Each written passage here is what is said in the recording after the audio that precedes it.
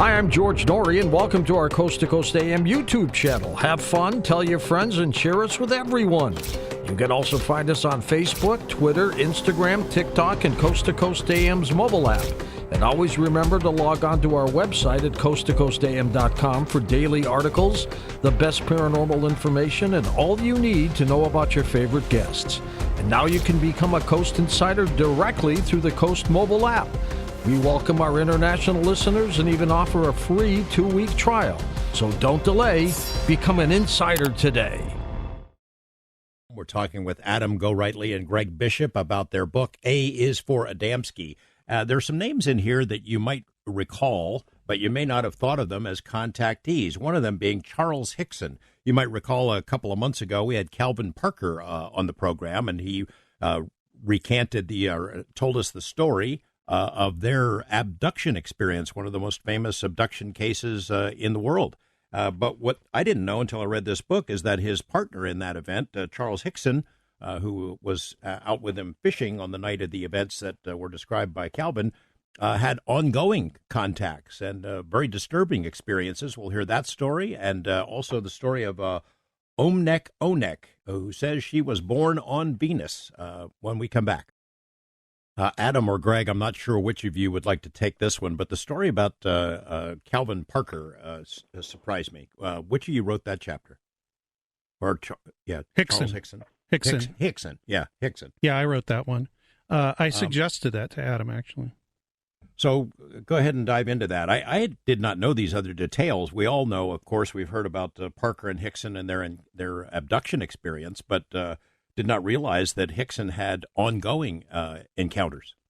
Yeah, that actually surprised me, too. I found that out by reading the book he wrote with, I think, a man named Menendez called UFO Contact at Pascagoula. I think it was written probably in the early 80s or maybe late 80s. Anyway, what Hickson described was, everything they went through, obviously, with the original abduction in October 11th, 1973. But what happened after that, after they, stopped their jobs and all that, their lives went into turmoil from talking about this. So early the next year, in 1974, Hickson said he was out hunting. He was squirrel hunting out in the woods in Mississippi. He said, or Louisiana. He said that he was sitting against a tree, like having lunch or something, and he said suddenly the whole place got quiet. Like people say that happens, that Oz effect during a UFO encounter. And he said he saw some sort of ship resting a few hundred feet away from him, and a voice in his head said something like, we mean you no harm. We have a message that you have to deliver, and you have been chosen to give this message out.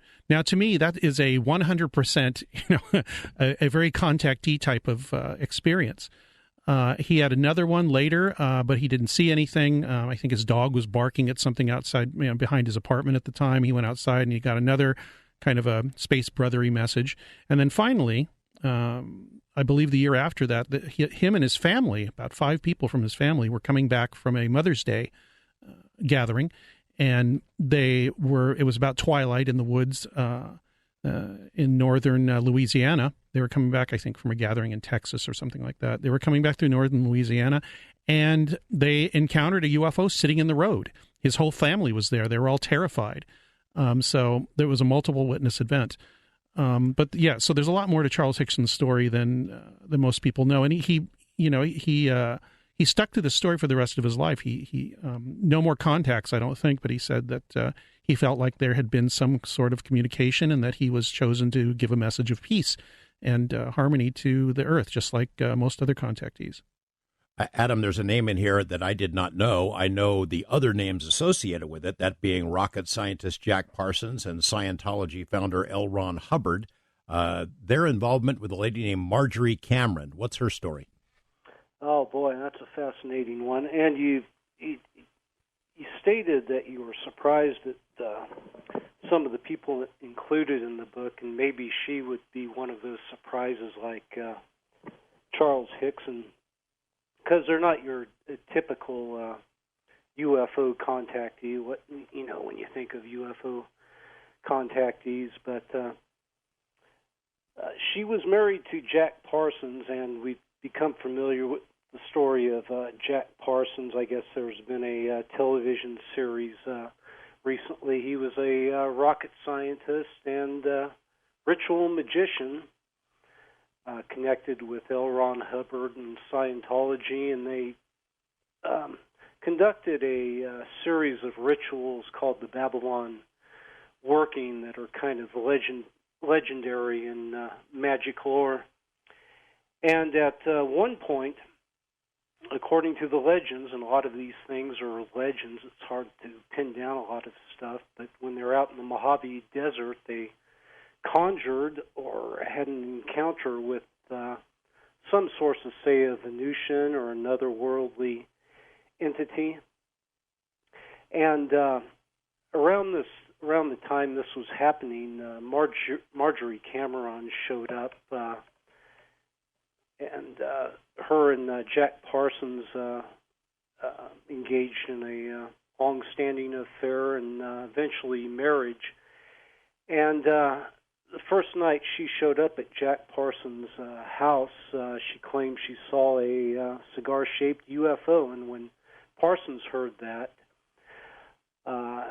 he decided, well, this is the person that needs to be involved in the Babylon Working, these rituals, because the whole design of the Babylon Working was to call down a magical child into the womb of the participant, the female in the operation. That was going to be Marjorie Cameron.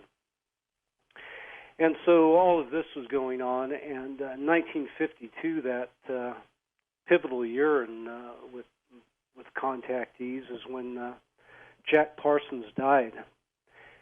And apparently his death happened the same time there was a sighting of over the Pentagon of all these UFOs. And July 1952, 2 weeks in a row, 2 weekends in a row, pretty dramatic. Yeah, and Marjorie Cameron took that as her own sign that there was great significance in all of this, and they tapped into something otherworldly. After Jack Parsons died, she, for several years, went to Mexico and lived in an artist colony. But then later in the mid-50s, she ends up at the area of Giant Rock. She was living in Pioneer Town, which is like a stone's throw from Giant Rock, and she befriended George Van Tassel, of all people. There's all these interweaving connections. And she was a very talented artist, and she painted quite a few portraits of interdimensional beings, and so all of this resonated throughout her whole life. Her interactions with Jack Parsons and the Babylon Working, and afterwards contact with, perhaps these were interdimensional beings, but she had that connection throughout her whole life. And in the book, there's a photo I happened upon and published in the book of Marjorie standing in front of Giant Rock. Yeah, all roads lead to Giant Rock. Omnek Onek, Greg. This is the one person you've got in the book that I interviewed. I interviewed her. Really? Yeah, it was an International UFO Congress. In the book, you talk about her speaking at one in Laughlin in 1991. She was at one here in Las Vegas. It's either 92 or 93. They held that same event here instead of in Laughlin, and I interviewed her. And she was wearing the silver suit. And so this lady's story is she's from Venus? Yeah, she said that she was what's called, I guess, a walk-in, that there was a 7-year-old girl who died in a bus accident in Chattanooga, Tennessee in 1955, and she said that Omnek Onek entered her body and was raised as that child until she reached adulthood, and then started to realize that she really was from Venus, and that she had to tell people about this and make people aware of the Galactic Brotherhood. Wendell Stevens published her first book. It's the only book I've ever seen. And like a lot of UFO contactee books, it's quite rare and expensive right now. It was called From Venus I Came. There's a picture of her on the front cover, and it's a good picture too. It would sell a lot of books. Her face. She was an attractive woman. I never met her. Never talked to her, but I did see her in at Laughlin and saw her wandering around. She's quite striking. She's still alive, as far as I know. I think she's had a stroke. She has, I think, 4 Earth children, and I found a reference to her from a former husband, who I guess gets along with her. He wrote a post on the internet called "My Ex-Wife Was Born on Venus," and talked about his life with her, how he came to believe her story, even though they weren't together anymore, and really couldn't find any holes in her story. Although I guess there's no way of proving it. So I guess I remember that she overwrote it. She was very straightforward about the whole thing. It seemed ridiculous on its face, but there was no guile involved. You make a point in the chapter of the book that she went on Jerry Springer, and I would assume that was to make fun of her, but that she kind of impressed everyone because of her seriousness and credibility. You said, yeah. I mean, it's a lot of these people get on these shows, and it depends how they take it. And she handled herself very well. She didn't really care whether people believed her or not, which I think is probably the best attitude to take when you have a story like this.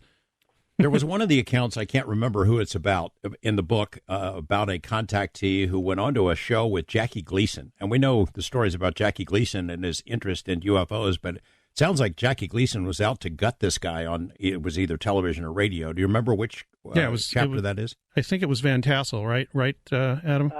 George King. Oh, King, that's right. And you did the chapter on King, but I remember excerpting that from the Long John Nebel book. He actually transcribed some of that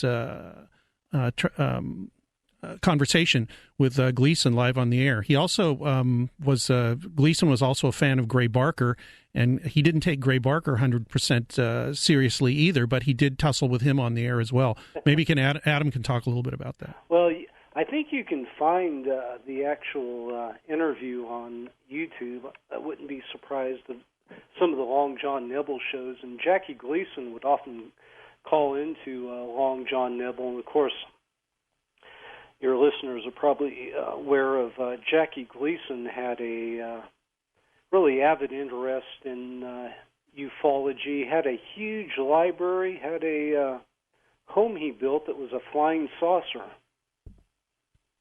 Yeah, we know the story about the story told by his widow about Gleason going with Nixon to an air base to see bodies? Yeah. So there's in Florida, so there's these legends about Jackie Gleason, and he was a fan of Long John Nebel, but he wasn't bashful of calling out those who he thought were full of it. And one of those was George King, who started the basically saucer religion of Aetherius, which is still active in Los Angeles. In fact, Greg and I visited the Aetherius, what would you call it? The Aetherius Society World Headquarters in Hollywood. Yes, and so basically Gleason ran George King through the ringer and called him on the carpet for... Another name I thought I was surprised is Ray Stanford, and I've communicated with him many times over the years, and always thought of him as a pretty nuts and bolts guy who had done great work trying to investigate the Socorro, New Mexico incident, sighting, famous UFO case. But you have him listed in this book as a contactee, and I guess he must have started pretty early. Greg, is that one yours? Yes, it is. He started pretty early. He was in his teens. Him and his twin brother Rex were both interested in the UFO subject and got involved with the contactees early on. They used to visit with Adamski and Williamson and people like that. There's kind of a saucy story about him and Williamson in the book, which I won't get into right now, which was told to me by actually third hand by Jim Mosley at one point, but then Stanford told the actual story on my podcast at one point on Radio Misterioso. But yeah, early on they were doing channelings. They were doing exactly what all the other contactees did, both him and his brother. Rex went off to be a pretty well-respected parapsychologist. Ray, I think the Socorro investigation probably turned him away from so much of the channeling and the Space Brothers stuff and more towards maybe what you would call a nuts and bolts view of what was going on. And this led him to capture a bunch of film and recordings of what he says are anomalous objects in the sky. And apparently they're pretty good, but he won't show them to anybody because he thinks people are going to misinterpret them or take him the wrong way or take them away from him or something like that. But he's got 2 or 3 early books that could be considered right down the middle of a contactee book. One of them was called Look Up. I think him and his brother wrote that. Adam, what can we learn from the contactees that's useful as we sort of filter claims that are made now? I'm not sure, but in your intro to the show, you were talking about being happy and enjoying what's going on in the world, and I always get that vibe from the contactees. Once again, it was a more innocent time, basically that. Same question, Greg. What about the is there anything we can learn from these cases that's useful for us as we interpret and absorb UFO claims today? I think the usefulness of it is there has been a turn recently towards listening more to the person that has the experience rather than sticking them in a category or just gathering data or whatever. And this has to do with an individual experience. You can't get more individual experience than the contactees.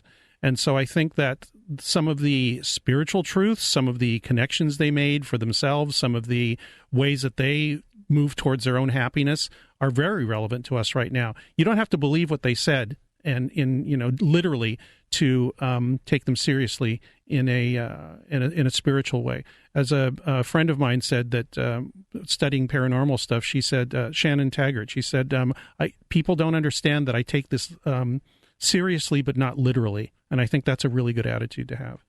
There's several of the examples that you use. They become religions. They become, in essence, prophets of their own religion, or sort of the ego priests. gets involved.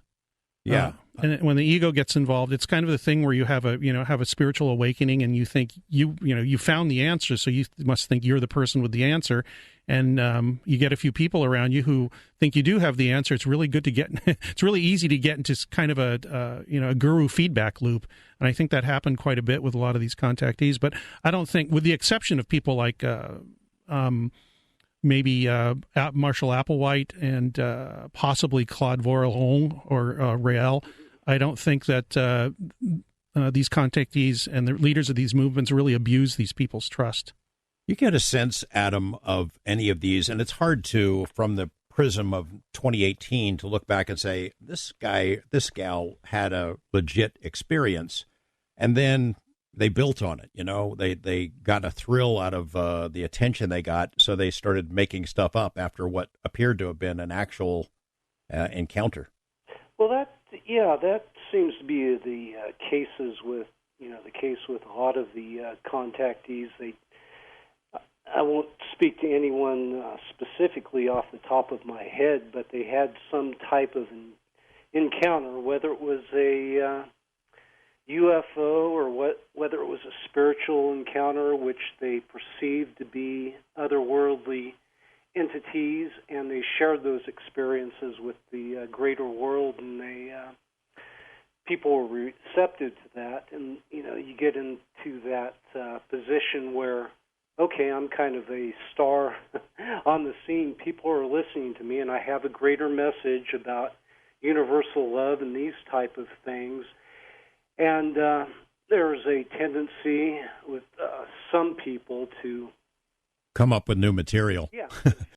So, Adam and Greg, several chapters, several of the personalities that are described, contactees in your book, they say that when they encountered these aliens that they were offered food or drink, and I don't think any of them turned it down. They all took it, and I'm thinking of Washington Irving, kind of a scenario where they feel really, really good.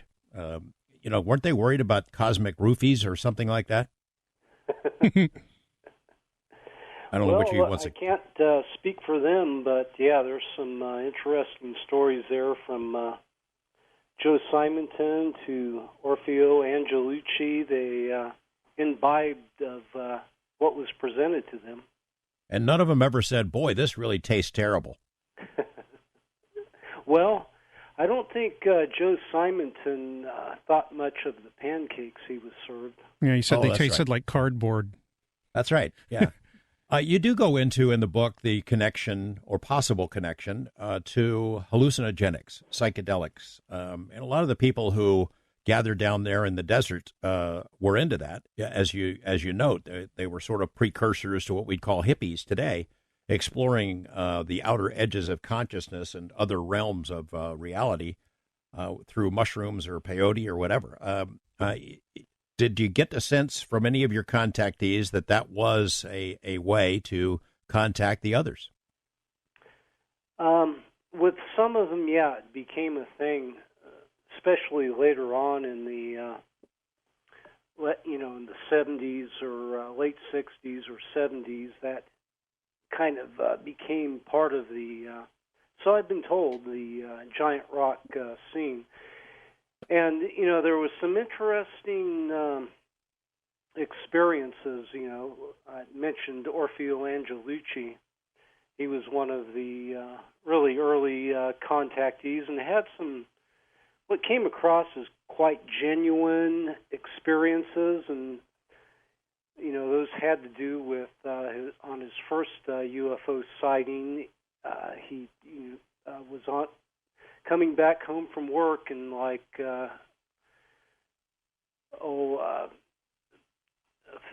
quite a few of these guys. I'm thinking of Van Tassel. He worked in the aviation industry, which is kind of interesting. You start drawing some conspiracies here, but on his way back from work one day, he saw some saucers and stopped and noticed on the bumper of his car some elixir, which he afterwards drank, and that kind of set him on his path of discovery. I know that at least one case, I think it was Howard Menger, you say in the book that his tune changed over the years. That years later he said, look, I recognize that maybe this was government agents planting this story, that they were fooling us.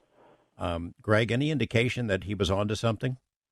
Well, there might have been. In the mid-'90s, I interviewed a man named Mario Pozzoglini.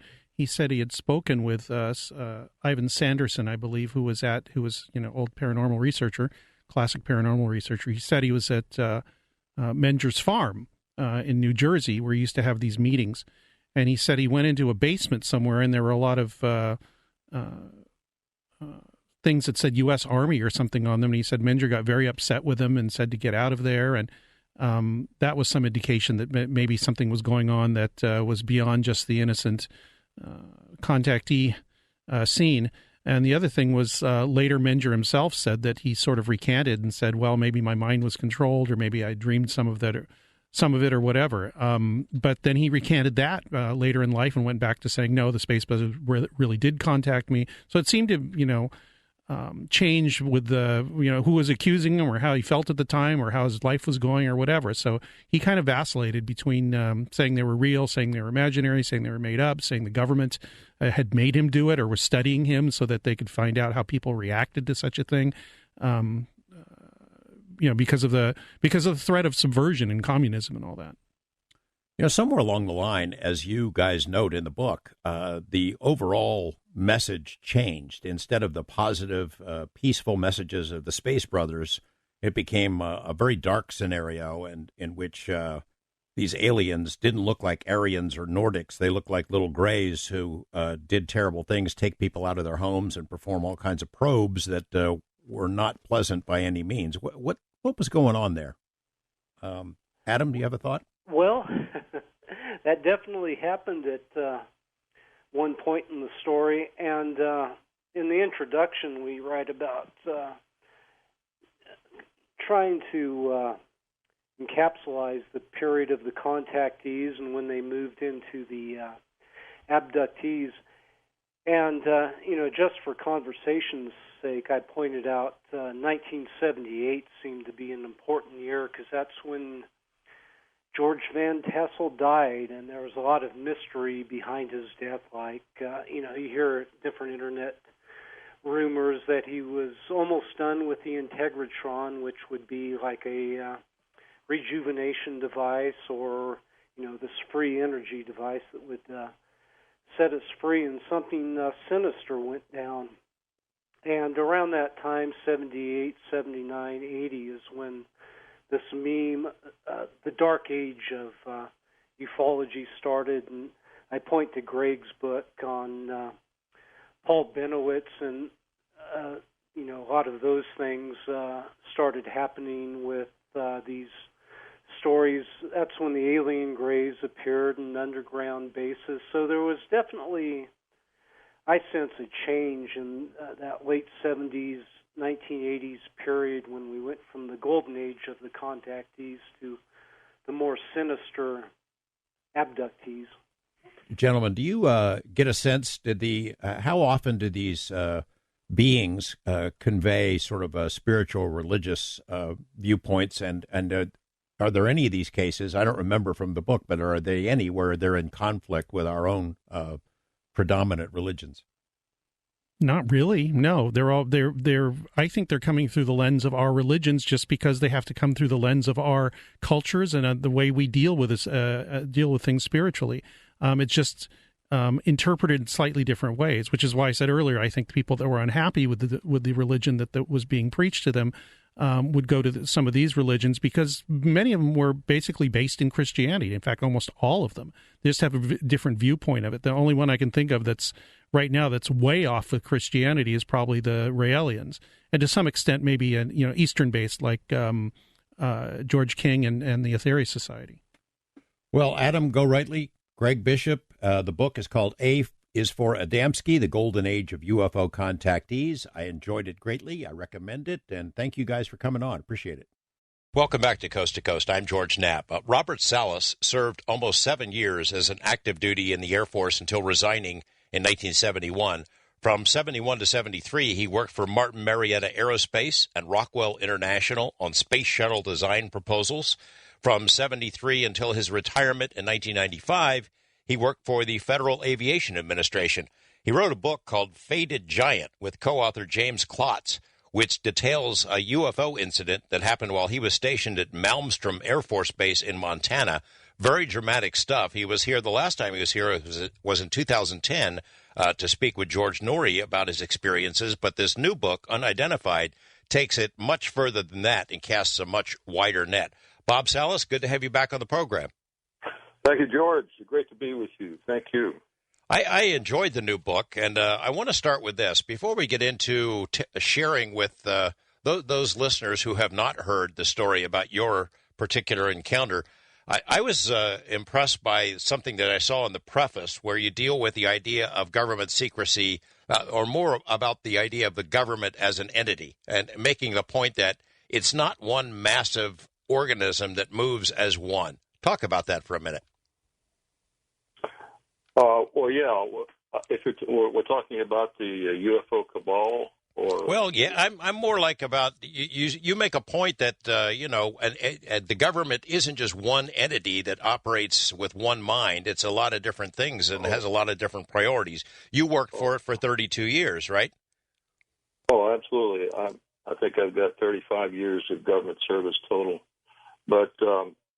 Yeah, absolutely. With regard to the Air Force, I criticize the Air Force for not being forthcoming about the UFO phenomenon, but really I'm just talking about a very small part of the Air Force, and then there are intelligence agencies and all of the military agencies that are also involved.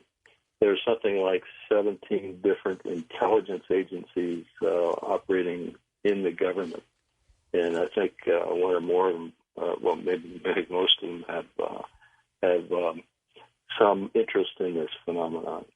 Well, you make the point, separate from the UFO discussion, that there are too many secrets. Too much stuff is classified as secret. They keep too many things private, and it hurts our country and the world in many different ways. Yes, absolutely. One of the ways, of course, is secret science, which I talk about. Going back some 10 or so years, the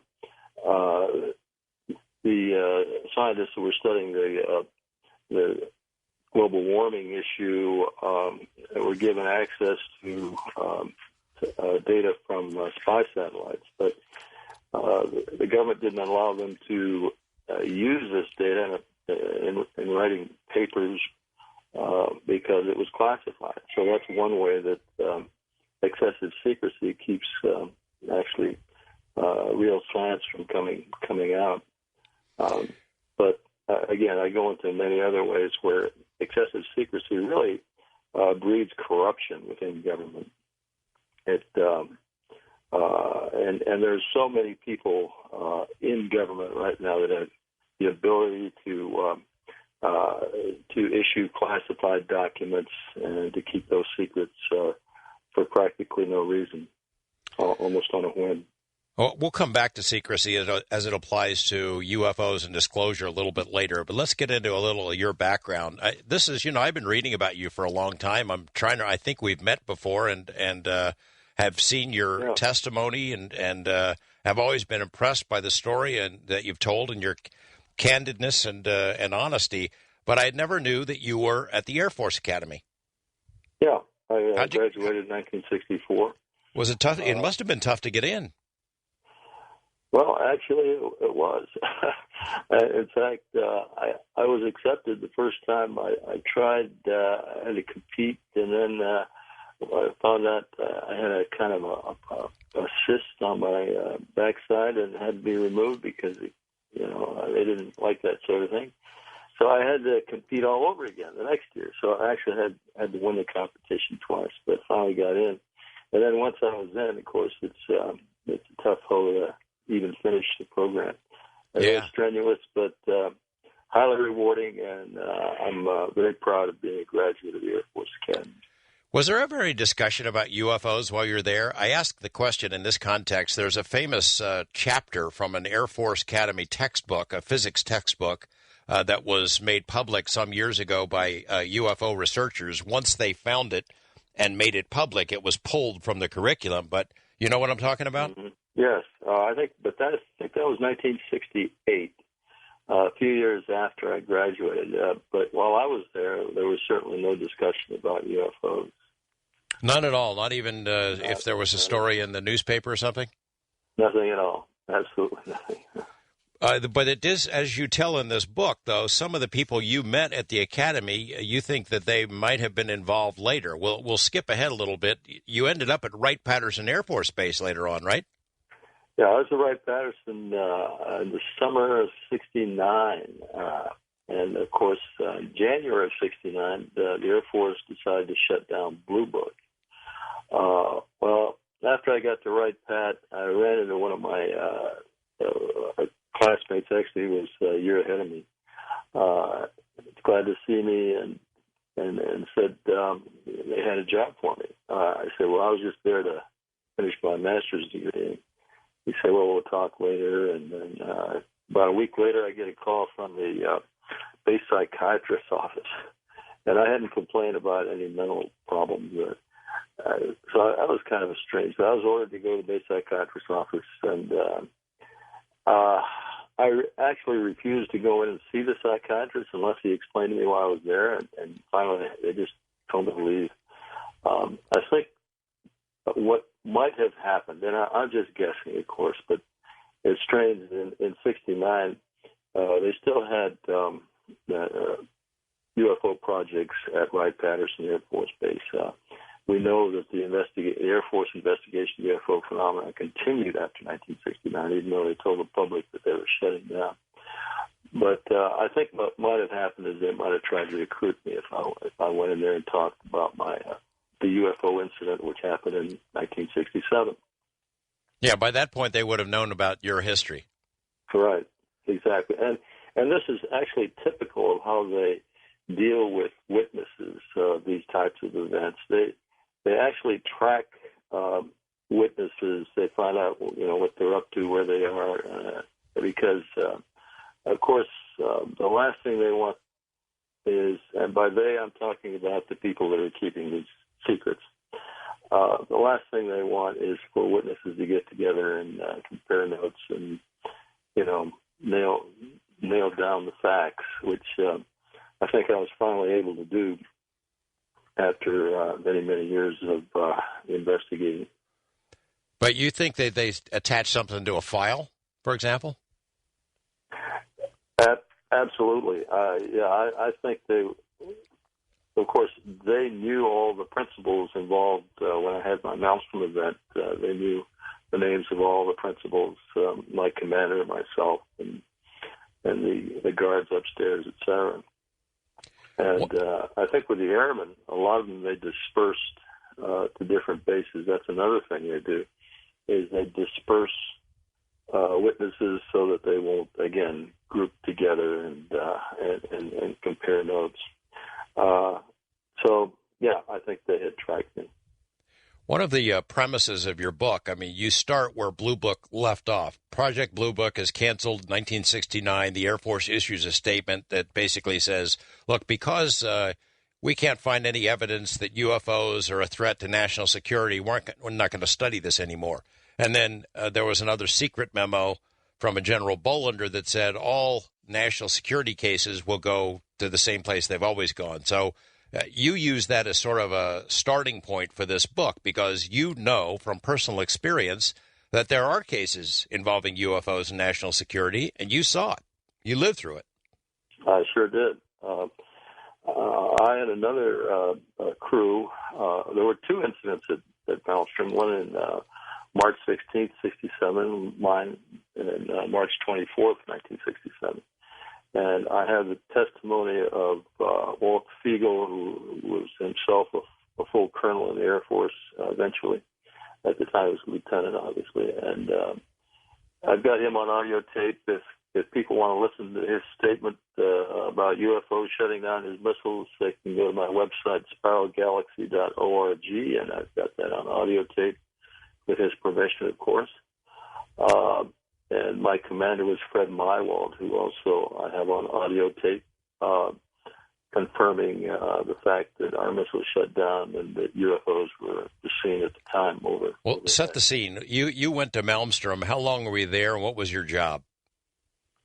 I was there for 3 years. I started at Maelstrom in 1966, the summer of 66, and stayed till the summer of 69. I was a missile launch officer. First, I was a deputy on a two-man crew, and then I became a full commander of a crew later on. But when we had the incident March 24th, we were on duty underground, capsule, 60 feet underground. We had about 6 guards upstairs. We were locked in for 24 hours until we were relieved by another crew.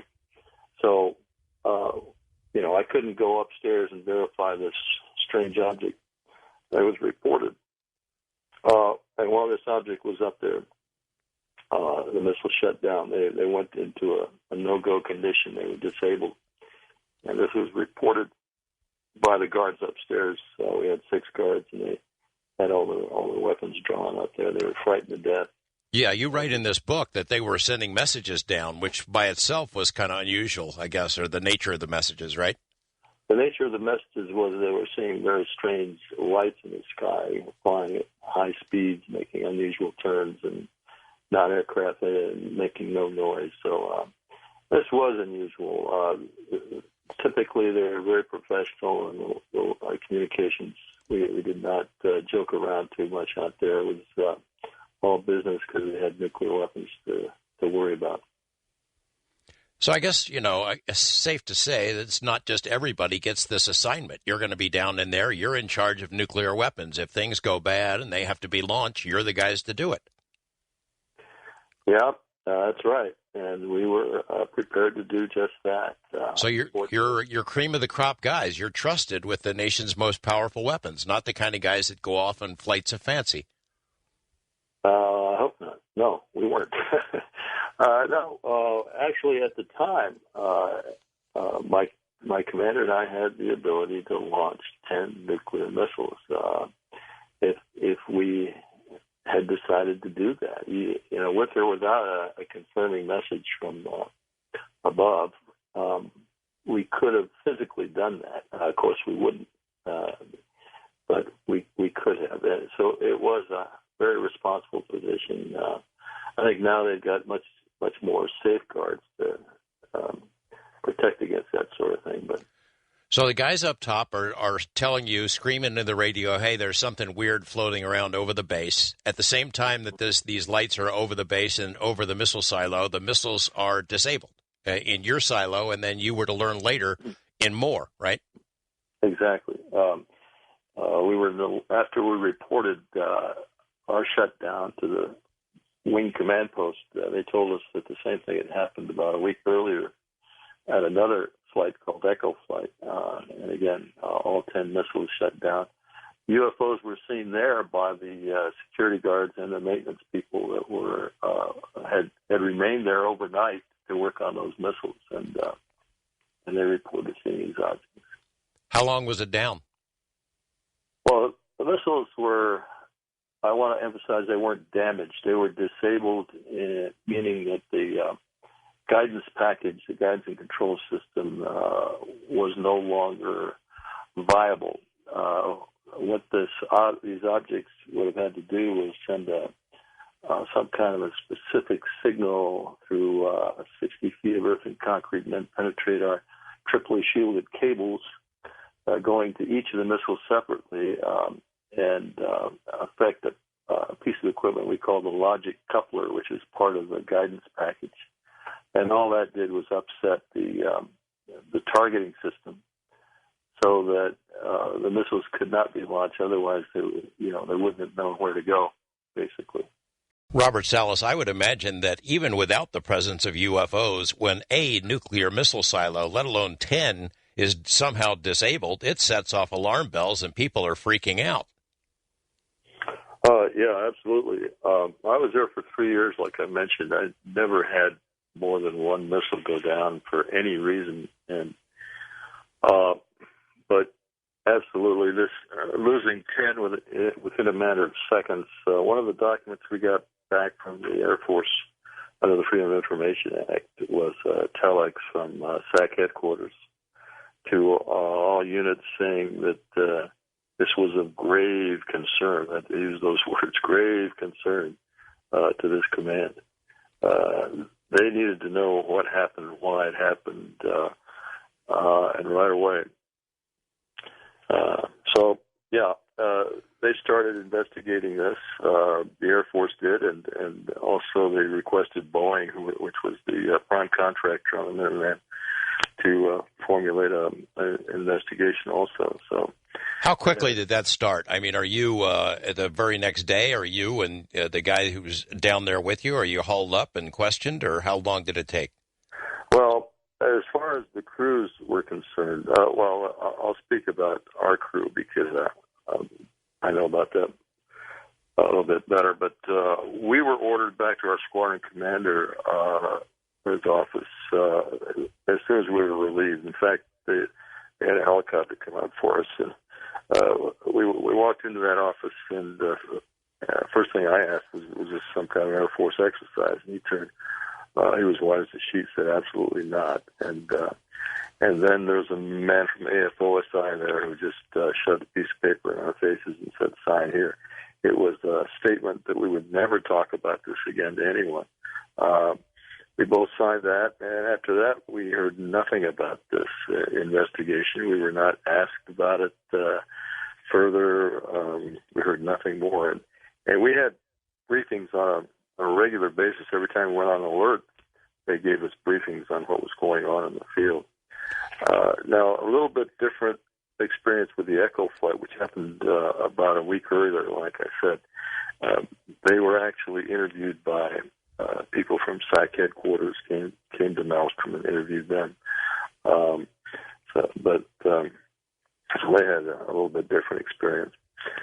What I need to say here is that at the same time that our incident occurred, the Air Force was conducting so-called scientific investigation of the UFO phenomenon. This was the Condon investigation, which right. I'm sure you're well aware of. Right.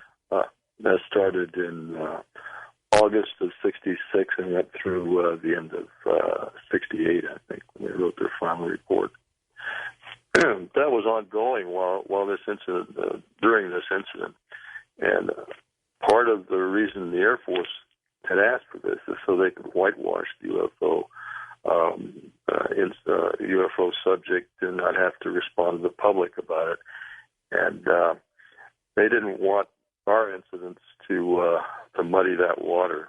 So I'm pretty sure that one of the reasons we were not further involved in any investigation because they wanted to cover it up as much as they could. Yeah, you would think if the Condon investigation was an honest investigation, this would be Exhibit A. It would be a primary a case for them to look into, and it would be explored. Even if they wanted to just explain it away, it would at least find its way into the report. Right.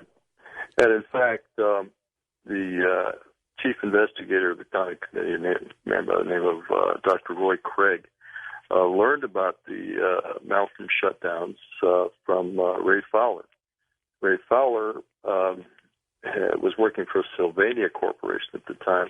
Sylvania had some of the electrical contracts on the Minuteman, and he had reps in the field that reported to him that this was a UFO event.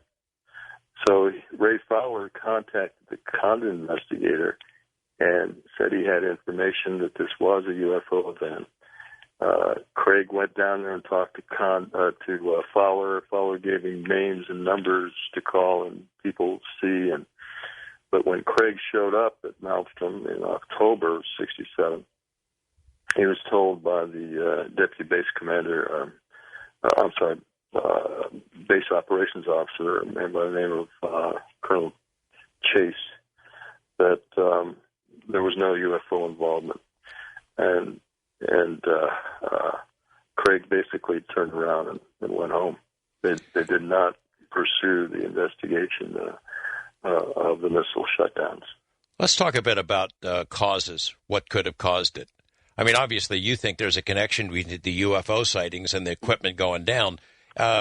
What was the official explanation? I mean, it hadn't happened before, except when the UFOs were around. Hasn't it certainly appears that there's a connection between those appearances and the malfunction, but is there some other explanation? Is there some kind of connection between these silos, the 10 different missiles? Because I would think that they'd all have to be built to operate independently. They were independent systems. These were located about a mile or so away from each other and about a mile or so from the Central Launch Control Center. The Air Force, for the documents we got under the Freedom of Information Act, the Air Force was never able to pinpoint a cause for the shutdowns.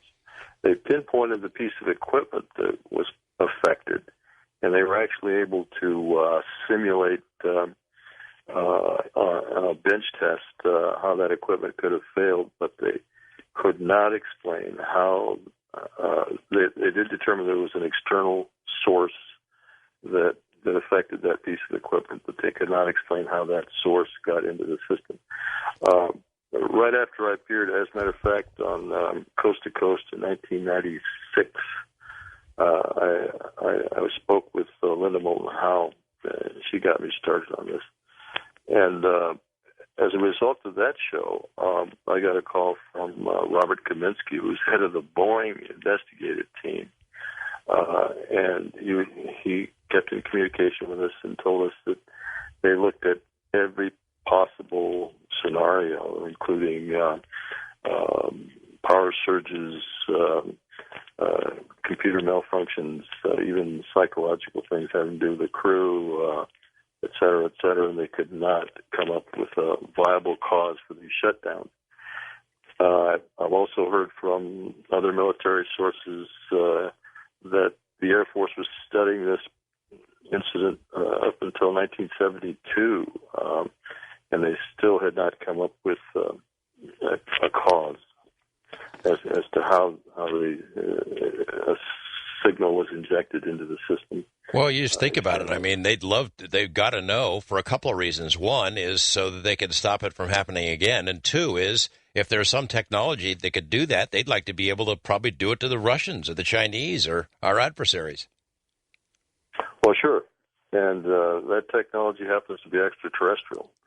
And if they are able to, if they have been able to, after all these years, determine how that worked, then they might be interested in applying that, military applications for that.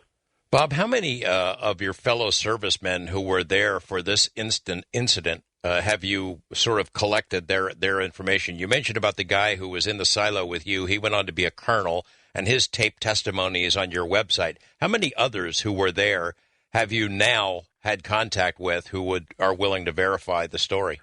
Well, a couple of main witnesses, other witnesses are Arnie Arneson, who was a cryptographic officer at Malmstrom Air Force Base at the time, and he recalls seeing a telex stating that UFOs were seen during the missile shutdown.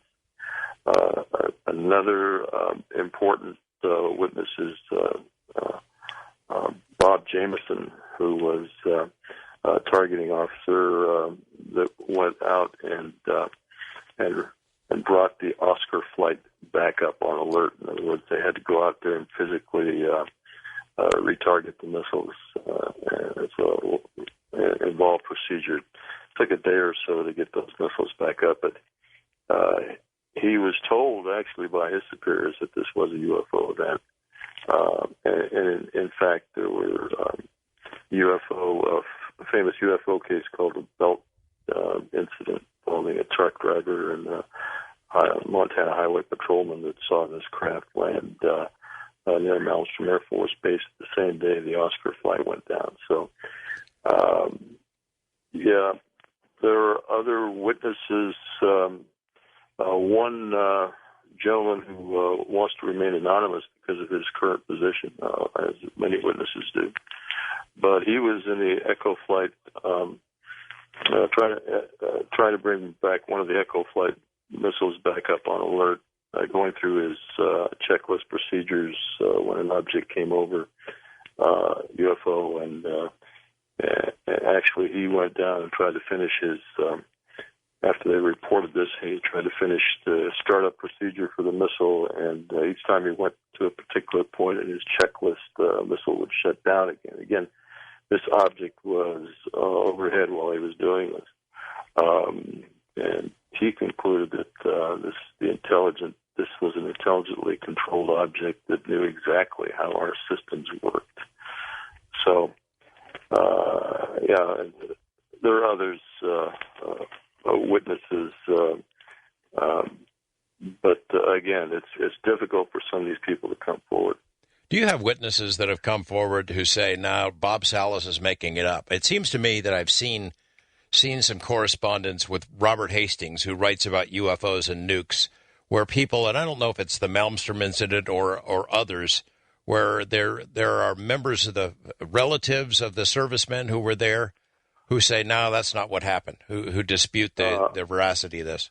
You're probably thinking of James Carlson, who's this Eric Carlson. Eric Carlson was the commander at Echo Flight. James Carlson has claimed that I'm lying or not telling the truth about this, etc. I have spoken with him. I have sent him my evidence. I have, and actually, if you go to my website, you'll see a couple of pieces of correspondence from Eric Carlson, the commander at Echo Flight, who was there when the missile shut down, and he coordinated the statements made by Walt Fiegel, again, the deputy whose audio tape says that, UFOs were there. He corroborated those statements of Fiegel. So James, I don't know what his problem is, but he has nothing really to back up anything that challenges my facts. Well, you now know that there's a whole lot of other incidents through your work, through Robert Hastings' work, through some stuff that I've done. There have been incidents at other nuclear missile bases in the U.S., other nuclear missile bases in other parts of the world. Absolutely. In 2010, Hastings and I organized a conference in Washington, D.C. And we had a man by the name of Pat McDonough, who was actually a missile targeting guy who, in 1966, again, reported UFO overhead at Malmstrom Air Force Base. Bruce Fenstermacher, 1976, again, UFOs over his missile sites. He was a deputy launch commander, same as I was. Jerry Nelson. This was in 63, Atlas Missile System near Walker Air Force Base, which was originally Roswell Air Force Base. Again, UFOs repeated over many nights seen over the missile sites. Colonel Holt of Bentwaters Forest fame, yeah. Yes. Again, these were nuclear facilities at Bentwaters Base. And again, in 2013, during the Citizens Hearing on Disclosure, I was able to bring in a couple of new witnesses. Dave Schindele, Minot Air Force Base, 1966. A very similar incident to mine, although the principals were not named, but he relieved the crew who claimed that UFOs shut down their missiles at Minot in 66. David Scott, another airman, I think that was Ellsworth Air Force Base. There have been many incidents involving UFOs and nuclear weapons.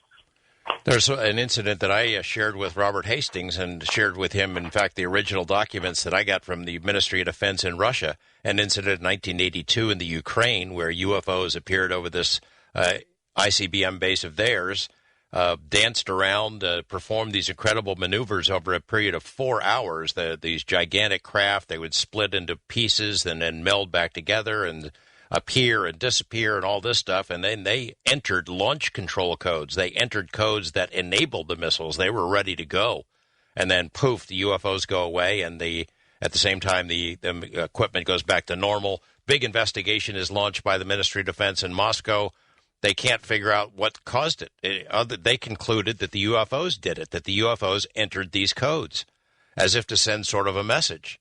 If there's a message being sent, Bob, what is it? Well, of course, this is speculative, but I do believe the message is simply get rid of your nuclear weapons. These weapons are extremely dangerous to civilization as we know it, obviously. The weapon, each nuclear weapon that we had on our missiles was 800 kilotons. To put that in perspective, the weapons that dropped on Hiroshima and Nagasaki were just 15 kilotons. These are enormously destructive weapons, mass destruction. They're not of any use for any kind of a war. It was even Truman made the statement that we could not have a war with nuclear weapons. It would just be completely devastating. Yeah, be the end of the world. And yeah. Or they could be saying, look, these may be your most powerful weapons, but they're not all that impressive to us. We can stop them anytime we want. That's a pretty powerful message, too. Well, I think, but I think basically they want us to do it. I think they would like to see us evolve to a point where, we recognize the fact that we're on the brink of destroying our civilization and that we have to take that action to get rid of them. Well, you've read about the exchanges between Reagan and Gorbachev in those years when Reagan was president, how they said, boy, we got to, wouldn't it be something if we had to unite against a common enemy? And we also have read reports both from Russia and the U.S. In which they said we need to exchange information so that some UFO incident doesn't launch World War III. Exactly, yeah. And that's why I believe that there is an exchange of information going on worldwide on the UFO phenomenon. However, I think it's being done through intelligence groups within those countries. Sort of a back channel instead of a front channel. Yeah, right. Welcome back. John Ventry is the Pennsylvania State Director for the Mutual UFO Network. MUFON. He's the author of a couple of books, UFOs over Pennsylvania, and the one he was here to talk about the last time he was my guest, An Alternative History of Mankind. You may have seen him on several TV shows, UFOs over Earth that aired on Discovery, or the History Channel's UFO Hunters. He's been all over radio and television as a UFO expert, but he's had a bit of a transformation in his view of this topic. He is here now to talk about his new book, The Ufologist, The Haunting of John Ventry. John, welcome back. Hey, thanks for having me on, George. So I want to start with this transformation. In the new book, in Chapter 5, you note that in 2014, you published An Alternative History of Mankind, and, quote, I was so sure humans were the result of alien intervention and genetic manipulation. It made a lot of sense. Evolution didn't add up, and you hadn't stepped into a church in more than 20 years.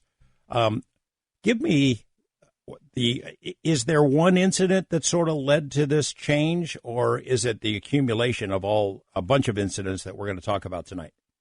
Well, it's a couple of things, George. 2.5 years ago, the West Virginia State Director, Fred Saluga, he kept bringing up about, the hybrid program.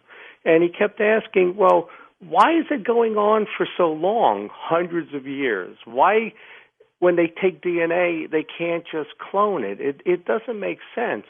And then I had Nick Redfern at my 2014 Pittsburgh UFO conference, and I was telling him about an experience I had that June, which to me was very, very different. I felt it went into the demonic area. And he said, well, read my book, Final Events.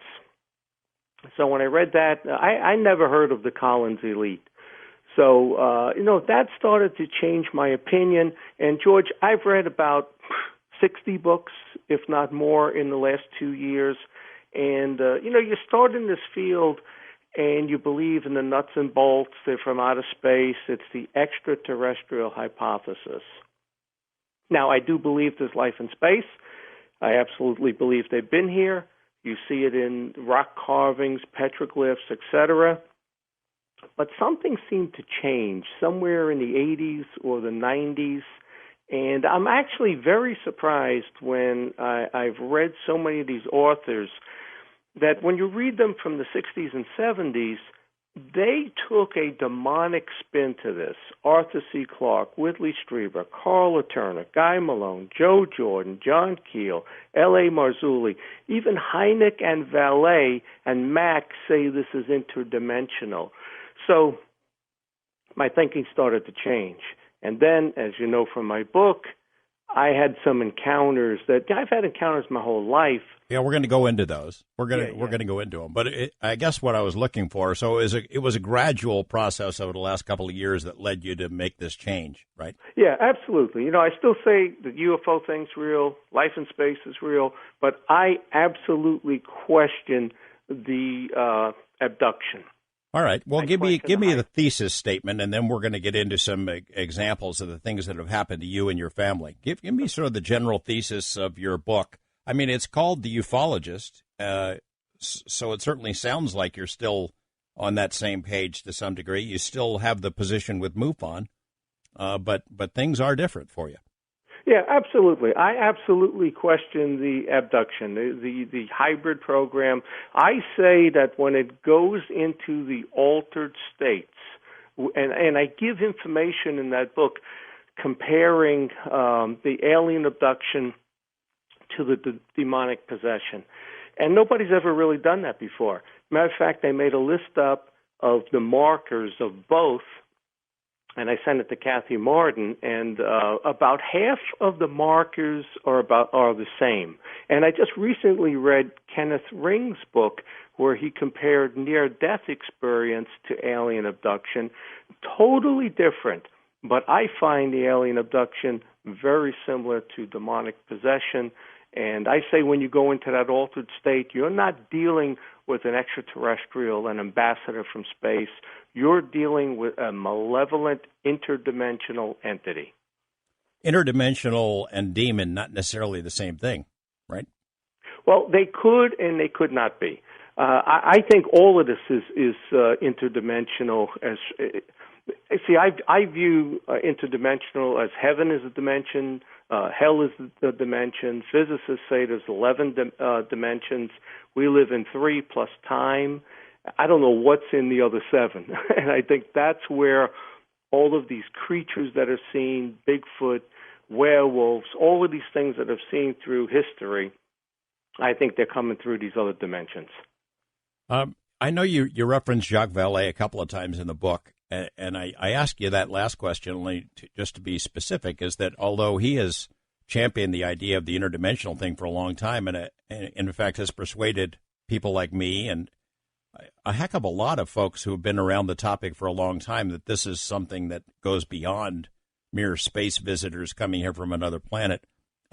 He does not exactly endorse the idea of demons, right? I mean, no, I agree with you. Yeah, that's why I separated Hynek, Vallée, Mack, talk interdimensional. Those other authors have all referenced a demonic tone to their books.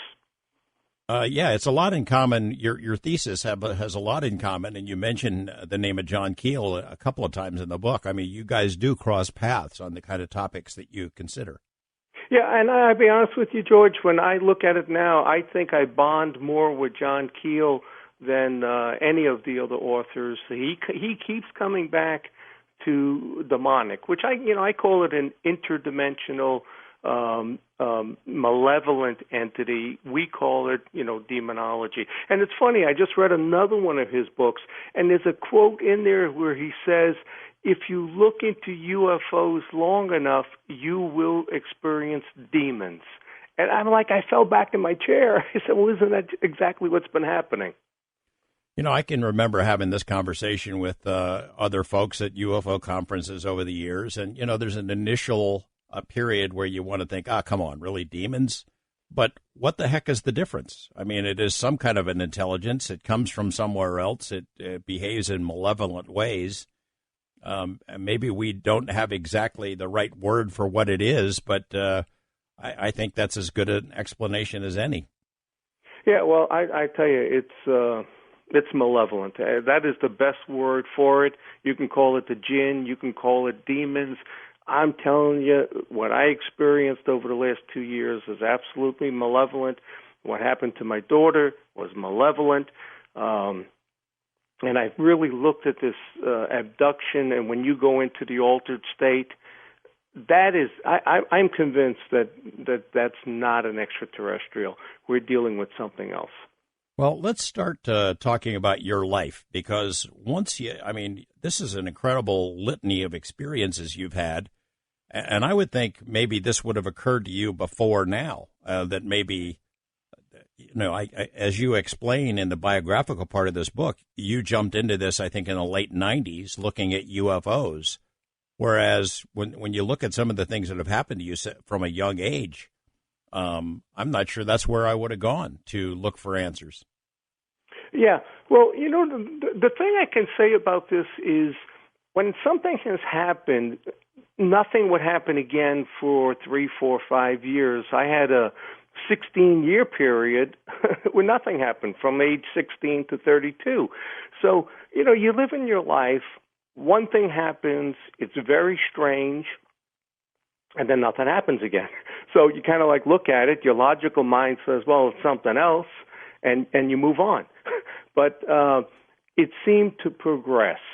And what the things I thought may have been out-of-body experiences, well, they were, and, could have been an alien abduction maybe, and we'll talk about those hybrid kids, et cetera. I just see it in a different light based on what happened over the last 2 years. Well, let's start at a young age, though, because you had some stuff growing up that's pretty weird. Yeah, I mean, George, this has been with me since 4 years old, and you question yourself, and it's funny when I tell people what's happened. The first question is, "What did you do?" Well, I didn't do anything, because this started at 4 years old. I didn't commit a major sin. I didn't do anything to bring in the devil. I've always been interested in the paranormal, in horror movies, that type of stuff. But, to look at my life, 4 years old, and I remember it, George, like it was yesterday. I'm laying in bed. We were living in Brooklyn. Something grabs my feet, both ankles. I scream. Door opens. There's my mother. There's my father. There's my brother. I remember it. I said, well, what grabbed my ankles? I won't sleep with an arm or a leg hanging over the bed. So then, and this is my example. That's 1961. Okay, nothing happens again. 1969. So that's 8 years later. I'm living in Richmond Hill, Queens, and I have like 4 nights of out-of-body experiences. I'm floating above the neighborhood. Every night I go further. I see all my friends' houses. I see the whole neighborhood. I just go further and further. It's not a dream. Not a dream? No. Well, I was asleep. No, I was definitely asleep. So you can call it a lucid dream. It was clearly me flying. It was out of body. Have you ever had any training for the out-of-body stuff or tried to do it? No, I never tried to create that situation. All right. But, so what's next? Yeah. And then, so now you go a couple of years further, right? 1971. My grandmother passes away. A couple of hours before she passes away, I'm in my room, and I clearly hear a female voice, like a moan, right outside my door. I mean, I jumped up, I bolted the door. My parents, my brother, sister came home. They were at the hospital. A couple hours later, we get a call. She passed away. I'm convinced that was her soul leaving her body before she died. Then 2 years after that, again, I have a lucid dream. I was sleeping. I played a doubleheader softball. I laid down. I fell asleep. I have this dream where I go down. I'm outside my backyard. I open the back door. I go down. It's a cave. I go down the cave, and something is coming up.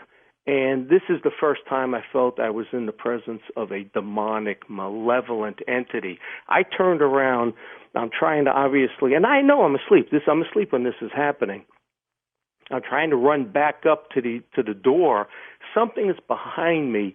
It's like breathing on me. I can feel the evil. I said to myself in my mind, don't turn and look at it. I'm able to move my finger. I wake up, and I'm drenched in sweat, and my heart's beating like 180 beats a minute. I really felt that if I had looked at that, I probably would have died in my sleep in that dream. That was the first time it turned really malevolent to me. I want to, we're going to be going to a break here, but I want to talk about some of the instances that you have where you are awake, because there's one in particular coming up when you're 21 years old, a creature that you see. And this is not some dream. This is not a dream state at all. It's something you see for sure, and it was pretty strange. And it's one in a long line of strange things that happened to you. We're talking with John Ventry about his new book, The Ufologist, The Haunting of John Ventry. Let's go back to you're 21 years old, and you have an experience. You're not asleep. You just got married. You're awake, and you see this weird thing. What is it? No. Nothing happened at 21. From 16 to 32, there was nothing that happened. So tell me. Well, I'm on page 12 of your book. You says at age 21, I married my high school sweetheart. It was just 19. We stayed at a honeymoon suite at the Sheraton at the JFK airport. You're standing on the balcony and enjoying the Halloween night air. Oh, okay. Let me clarify. The first 2 chapters of the book, and I said that in both chapters, was a theatrical version of what really happened to me, for let's say to make a movie out of or a screenplay, and that later in the book I tell you the factual what actually happened. So the 21, that part that's like a little novella that starts the book, but I made it very clear that was not not what really happened. If you want to jump forward in time, I can tell you about some other events. Yeah, well, let me ask you this then, because you may have made it clear, but it wasn't clear to me. So why don't you tell me about experiences that you had where your family also saw things in the house? Yeah. Well, probably the best thing. Well, when we lived in Oklahoma, my wife and I, we heard 3 sets of 3 footsteps upstairs. Really, was in the ceiling above us. So she was present when we heard that. But when we moved from Oklahoma, that was in Oklahoma. When we moved to New Jersey, I mean, George, the day we moved in, my parents came over to see the house. The moving boxes are sliding around the garage floor. It's a very distinctive sound. You can hear the boxes sliding around. My wife's personality is changing now. We ended up getting divorced while we were there in New Jersey. We're in the house. My sister, her family's over. She's screaming, "John, come downstairs. There's a black shadow moving across the ceiling." Later on, after the divorce, we're still in New Jersey. I'm with my girlfriend. Again, I see this dark shadow come down the hallway and across the ceiling. And we both looked at each other and said, "How's that possible?"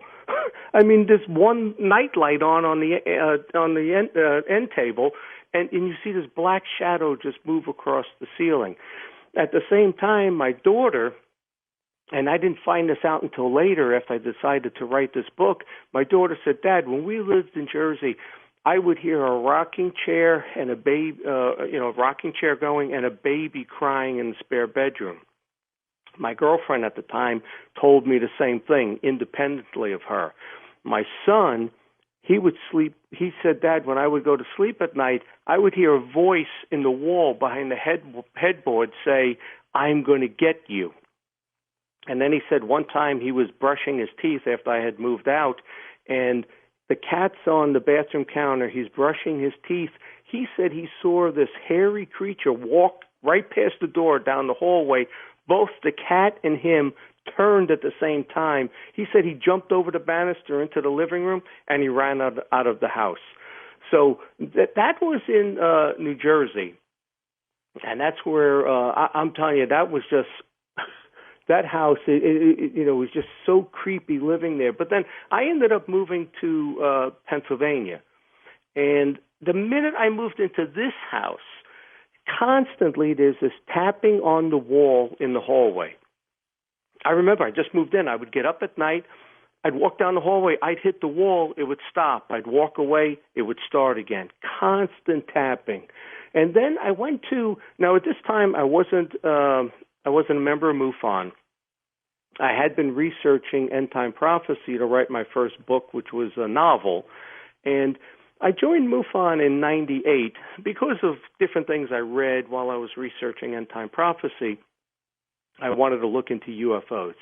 So I go to my first UFO conference in 1999.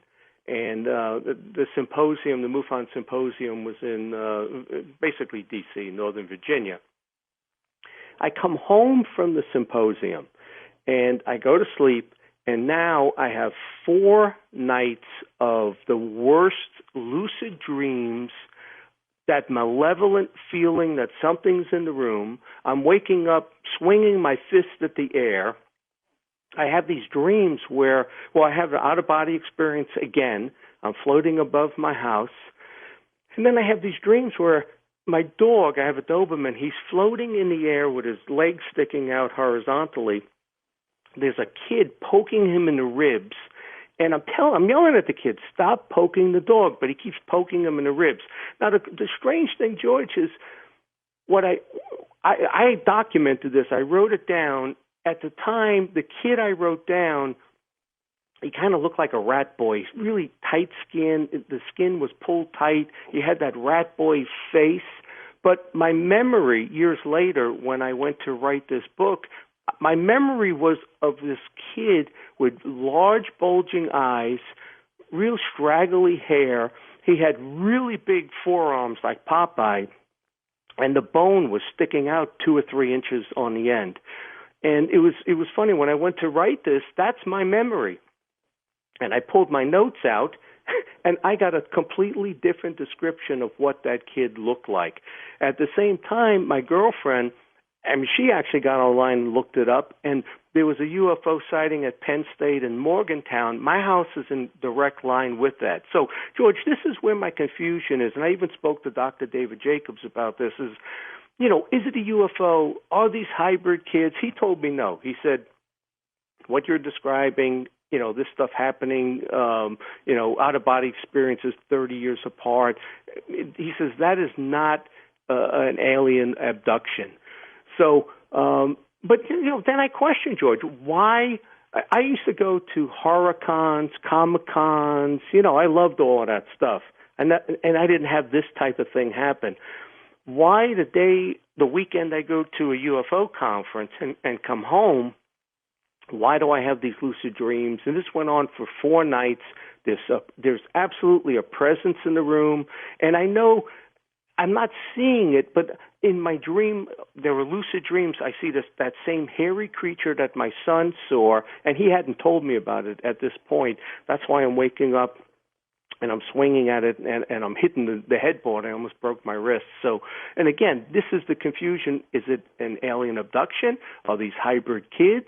Or is this something demonic? Because do you think, John, you had mentioned that you've always had an interest in monsters and horror films and things like that, which it's like a chicken and egg kind of question. Do you think you were drawn to those kinds of events and topics because you're having some kind of subconscious or unconscious experience, or it's vice versa?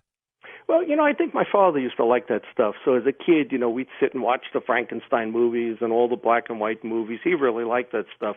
But, as I analyze it, I go back to being 4 years old, 12 years old, 16 years old. Something had happened. And I had never had a Ouija board or tarot cards or, I've never done any of that stuff other than just watching movies. And I used to make my own Super 8 horror movies. I was really into it. But, it's really hard to figure out, George. And, to get versed in this field, it's almost like you need a PhD. Yeah. There are so many books. What do you think? Give me your sense of it. What do you think is happening to you? Do you think that some of the experiences that you're remembering, little bits of, that you've been abducted? Or I don't believe that now. I believe that this is a malevolent entity that has attached to me, and I think it's attached to me at an early age. And I think it may be a generational type curse or sin, because and I went through things in the book with my father. He served some time in prison. He killed a guy. He had knife fights. My grandparents, kind of shady background too. And and I've read, when you research this, there are generational sins, and they can actually claim a family line. And if they do possess 3-4 generations, they claim that family line. I really believe I'm dealing with something that attached at a very early age, that either claimed me before birth or at 4 years old, and I'm trying to break that. I was reading the book and thinking, wow, how many guys in the world can live in this many haunted houses? But you seem to pick them, but it's not the house that's being haunted, it's you. Yeah, absolutely. Matter of fact, I asked the priest that about a year ago, and we just did the Philly symposium, and when I did the Erie symposium and gave this talk, 2 people gave me their rosary beads, and at the Philly conference, which just ended yesterday, people came up to me and said, "How do you live in that house?" And I said, what the priest told me, it's not the house, it's me. They're attached to me. And the thing that really makes me angry is that my kids have had these same experiences. So, I'm determined to break this one way or another, and I think I have to go through the Catholic Church to do that. Was there ever a point where your kid said, Dad's gone off his rocker? I guess not, because they've had the experiences through much of their lives as well. Well, my son actually, a year or so ago, I was starting to tell him about this, and he says, "Dad, that sounds like schizophrenia." And I said, "Nolan, it's not, because the dog sees it. There's a huge bang on the wall. We both turn. Either I got kinetic energy or telepathy, which I don't think I have those powers, and other people have come over. They've seen the shadows. For 22 months, I've had birds flying into my windows, and we'll get into how that started and stopped. But there's witnesses to all of this. Yeah. Well, let's tell the story about the bird part of it. Okay. Well, what happened in 2014 is, and actually there were things prior to that were even very serious. But in 2014, I'm watching a baseball game. I go upstairs, and what I do is I open the attic door. The cool air comes in the evening. When I go upstairs, there's this powerful smell of something rotting upstairs. It's in the hallway, and I smell it in the bathroom also. So it smells like a dead animal. I put the bathroom fan on. I go downstairs. I'm watching the baseball game. I have a 108-pound Doberman, and he is the best guard dog in the world. He comes over. He kind of lays across my legs, and all of a sudden on the wall, boom!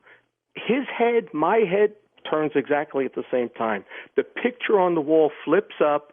I got two Indian headdresses on the sides of it. The feathers blow to the side. We go upstairs. I go upstairs to check after the game's over. It still smells, and it's right there in this one spot in the hallway. So, I turn the fan off. I go to bed. My dog turns around. He trots down the hallway. He looks up the attic stairs. George, he goes ballistic. I know when my dog barks and there's like somebody walking down the street, and I know when my dog barks and the UPS guy is standing there. This dog went ballistic like something was there. So I go and inspect. There's nothing there. I go back to bed. I put the weather on. I can see my dog because he sleeps on like a little bench there at the footboard. Again, in my bathroom, boom! I'm telling you, George, you can't make these sounds. They're like sonic booms. And the dog and I turn at the same time and hear it. Now, with that, which happened to be on the 20th anniversary of my divorce, these are not coincidences. These entities are intelligent. I think they're always around us when they pick you out. This started on June 6th of 2014, exactly 20 years after my divorce. So that's when the bird started. The following day on June 7th, all of a sudden I got these cardinals flying into my windows in the front of the house and my office. That's gone on for 22 months. I've had people come over. I showed them, look, the birds are flying in. I even had my publisher come up. You may know Richard Lang from the MUFON days. Yes. He sells annuities and insurance. He drove up from Virginia because I was going to buy some insurance policy and annuity. So he stayed over my house because he had to drive back to Virginia. And he says to me, John, there's birds flying into the window all night, chirping and flying into the window. I said, Rich, birds, they'll fly at night. They certainly don't sing at night either. So that went on for 22 months. You said that there had been some things that were very serious that happened just before this whole episode happened. What were those? Yeah. What I would say was the first one, and it seems to ramp up over time. And half of these things have happened at Thanksgiving. And it's funny. My son said to me, he pointed out, he said, Dad, do you realize half of the paranormal stuff that's happens at Thanksgiving?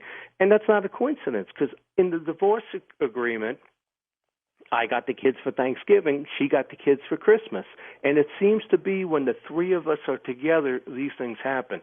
So Thanksgiving of 2004, my kids are over, my girlfriend's living with me, we all go to bed around midnight, and I close the bedroom door. I hear somebody in the hallway walking right up to the bedroom door.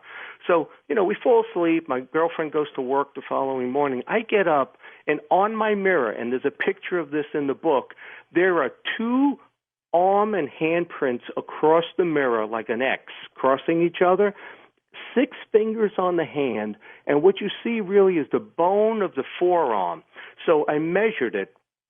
It was 3 inches longer than my elbow to the fingertip, and I couldn't lean over the bathroom counter and put my arm and elbow there because the mirror was too high. So whatever made that had to be 7 feet tall. And I asked my son, I said, what were you doing outside my bedroom at midnight? And he was stunned, and he says, "Dad, I heard you outside my bedroom at midnight. I thought that was you." So then after that, in 2009, I wake up at 5 in the morning, and I look down the hallway. My bedroom sits so I can see down the hallway.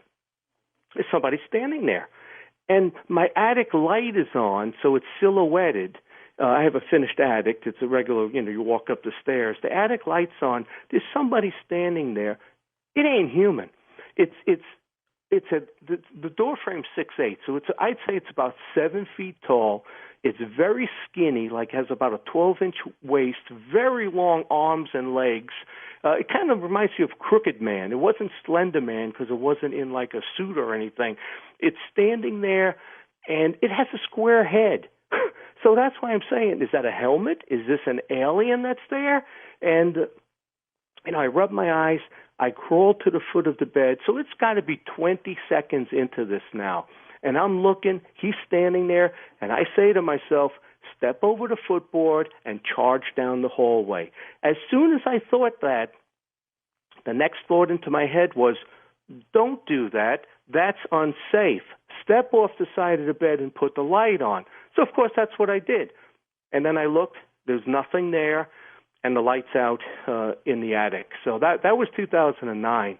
Welcome back to Coast. I'm George Knapp. In my personal library at home, I probably have 2,000 books on the UFO subject and related stuff. I've got them stacked on shelves and in boxes in categories, but there's only one author who gets his own shelf, is his own category, and that's Jacques Vallée. I had the pleasure of meeting Dr. Vallée back in 1989, and we've had occasional contact since then.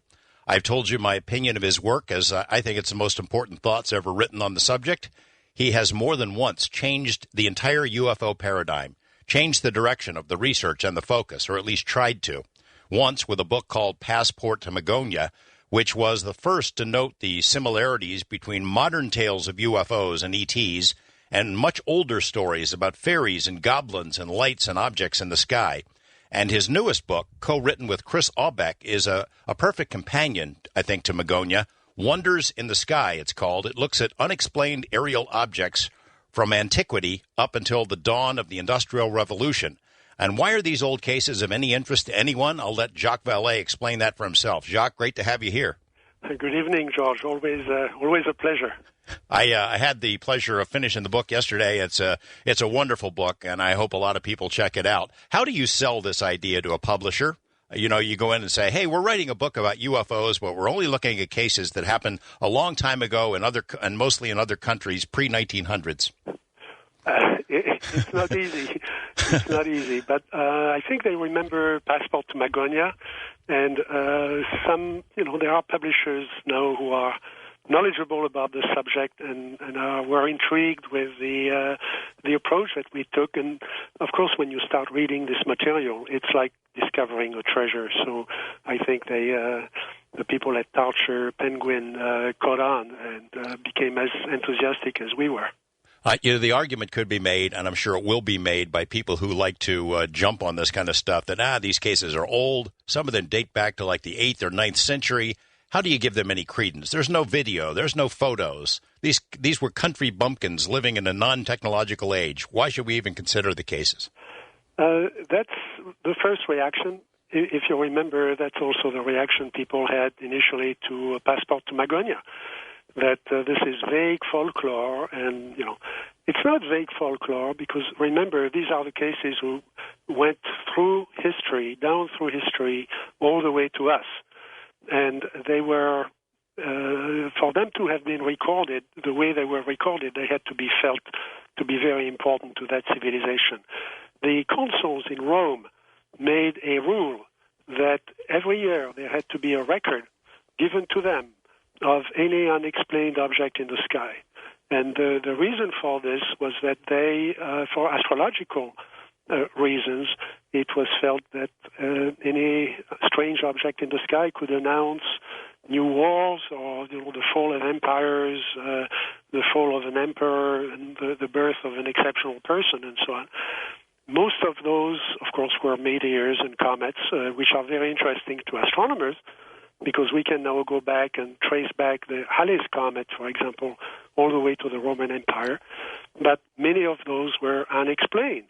It's a little bit as if, President Obama said to the Air Force, I demand to have a quarterly report on UFOs on my desk at the White House. And those were very important. Some of those records were lost, but many of them had been saved by historians who republished them in their own books, and we were able to trace them. We separated the explainable cases, again, the meteors, the aurora borealis, the comets, and so on, from those that remained unexplained. And those were felt to be very important. We have many records that come from the records of the churches in different countries and different civilizations. We go back to a couple of Egyptian cases that were actually engraved in stone. So for somebody to go to the trouble of erecting a stela in the middle of the desert, saying this is where, the Pharaoh and his army saw this strange object in the sky, that must have been felt to be very important. These are actually better authenticated and better described in many cases than what you read in the newspaper every day.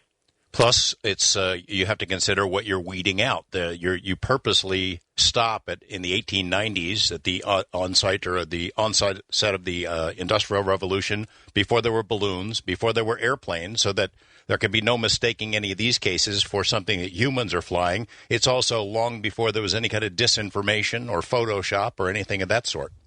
Absolutely, and some of those cases came from people who were leaders in science or in the arts. Michelangelo, for example, saw a triangle in the sky and painted it. The painting is lost, unfortunately, but it's known from art historians that he saw this and felt it was important enough for him to do a painting of it.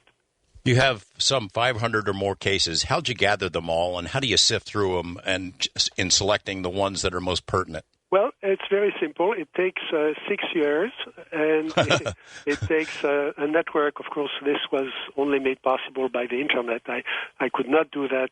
I published Passport to Magonia 40 years ago, and everybody has criticized it with good reason, because there were some inaccuracies in the book, but nobody has redone it, because it would be a lot of work to redo it. Let me tell you about my co-author, Chris Obeck, because Chris is this book in many ways is his work. He took the initiative. He did most of the historical research. He's a scholar, much younger than I am. So in a way, this is a generation transition here. He represents, I think, a new generation of people doing this kind of research on the paranormal, especially in Europe, who have a completely different view of, the reality of the phenomenon and what it could mean. He's something of a cultural anthropologist and a student of history and language. He's an Englishman who lives in Madrid, and extremely precise in the research he does. And he contacted me because he wanted us to work to go over the material that I had started to nibble at in Passport to Magonia. When I wrote Magonia, I was well aware that I was just scratching the surface, that there must be scholars, there must be historians, museum curators, and so on, who were sitting on enormous reserves of information that was relevant. And, before then, I had pretty much followed the extraterrestrial approach. I mean, certainly my first contact with the problem was, we know there is life throughout the universe, there must be. And these objects look like spacecraft. Except that in science, you have to ask the question, when did it start? That's certainly one of the important questions, and it certainly did not start with Kenneth Arnold in 1947. It didn't start with the cloud cigars and the cigar-shaped objects in America during the 1897 wave, because we have records before then. So I started to look at this, but Chris had assembled a network of people, about 10 people, on the internet from Russia and Latin America and the U.S. and Germany and so on, who were digging up sources in the literature, and we merged our databases, his and mine, and then we started using his network to go after original sources.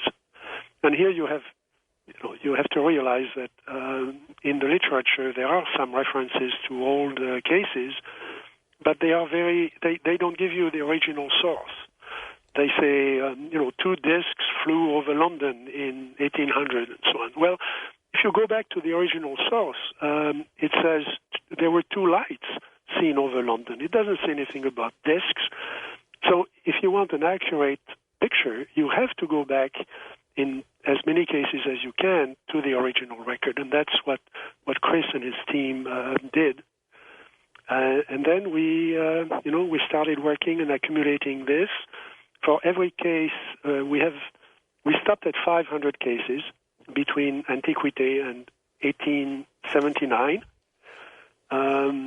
and for every case we kept, we rejected 5 or 10 that were actually just lights in the sky or meteors or could have been anything.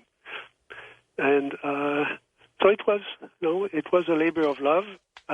Once we started, the material is just so fascinating that you get just drawn into it. It's absolutely beautiful. Of course, a central message here, and I'll let you express it, but one of the central themes is that the same things basically have been seen for a long time, basically throughout human history, though we might use different terms to describe them. The people back there, in some of the cases in your book, refer to flying shields, not flying saucers. They talk about, in China, flying dragons, reflecting sort of cultural values of the time and place. Are these cases... Do you think these cases are reporting the same things that we see and report now, just describing them differently, or do you think these objects appear in different forms to reflect the times? In this book, we're very careful not to... We don't even propose any theory. We just wanted to go over the material and put it before other scholars. We see this book as a beginning. In a way, Passport to Magonia was a beginning, but this is really a new beginning. We hope to alert. There must be a lot more that we haven't discovered. One of the beauties, of course, of the Internet today, and I'm a great fan of the Internet professionally, is that museums and newspapers and archives and so on are putting all their collections now online.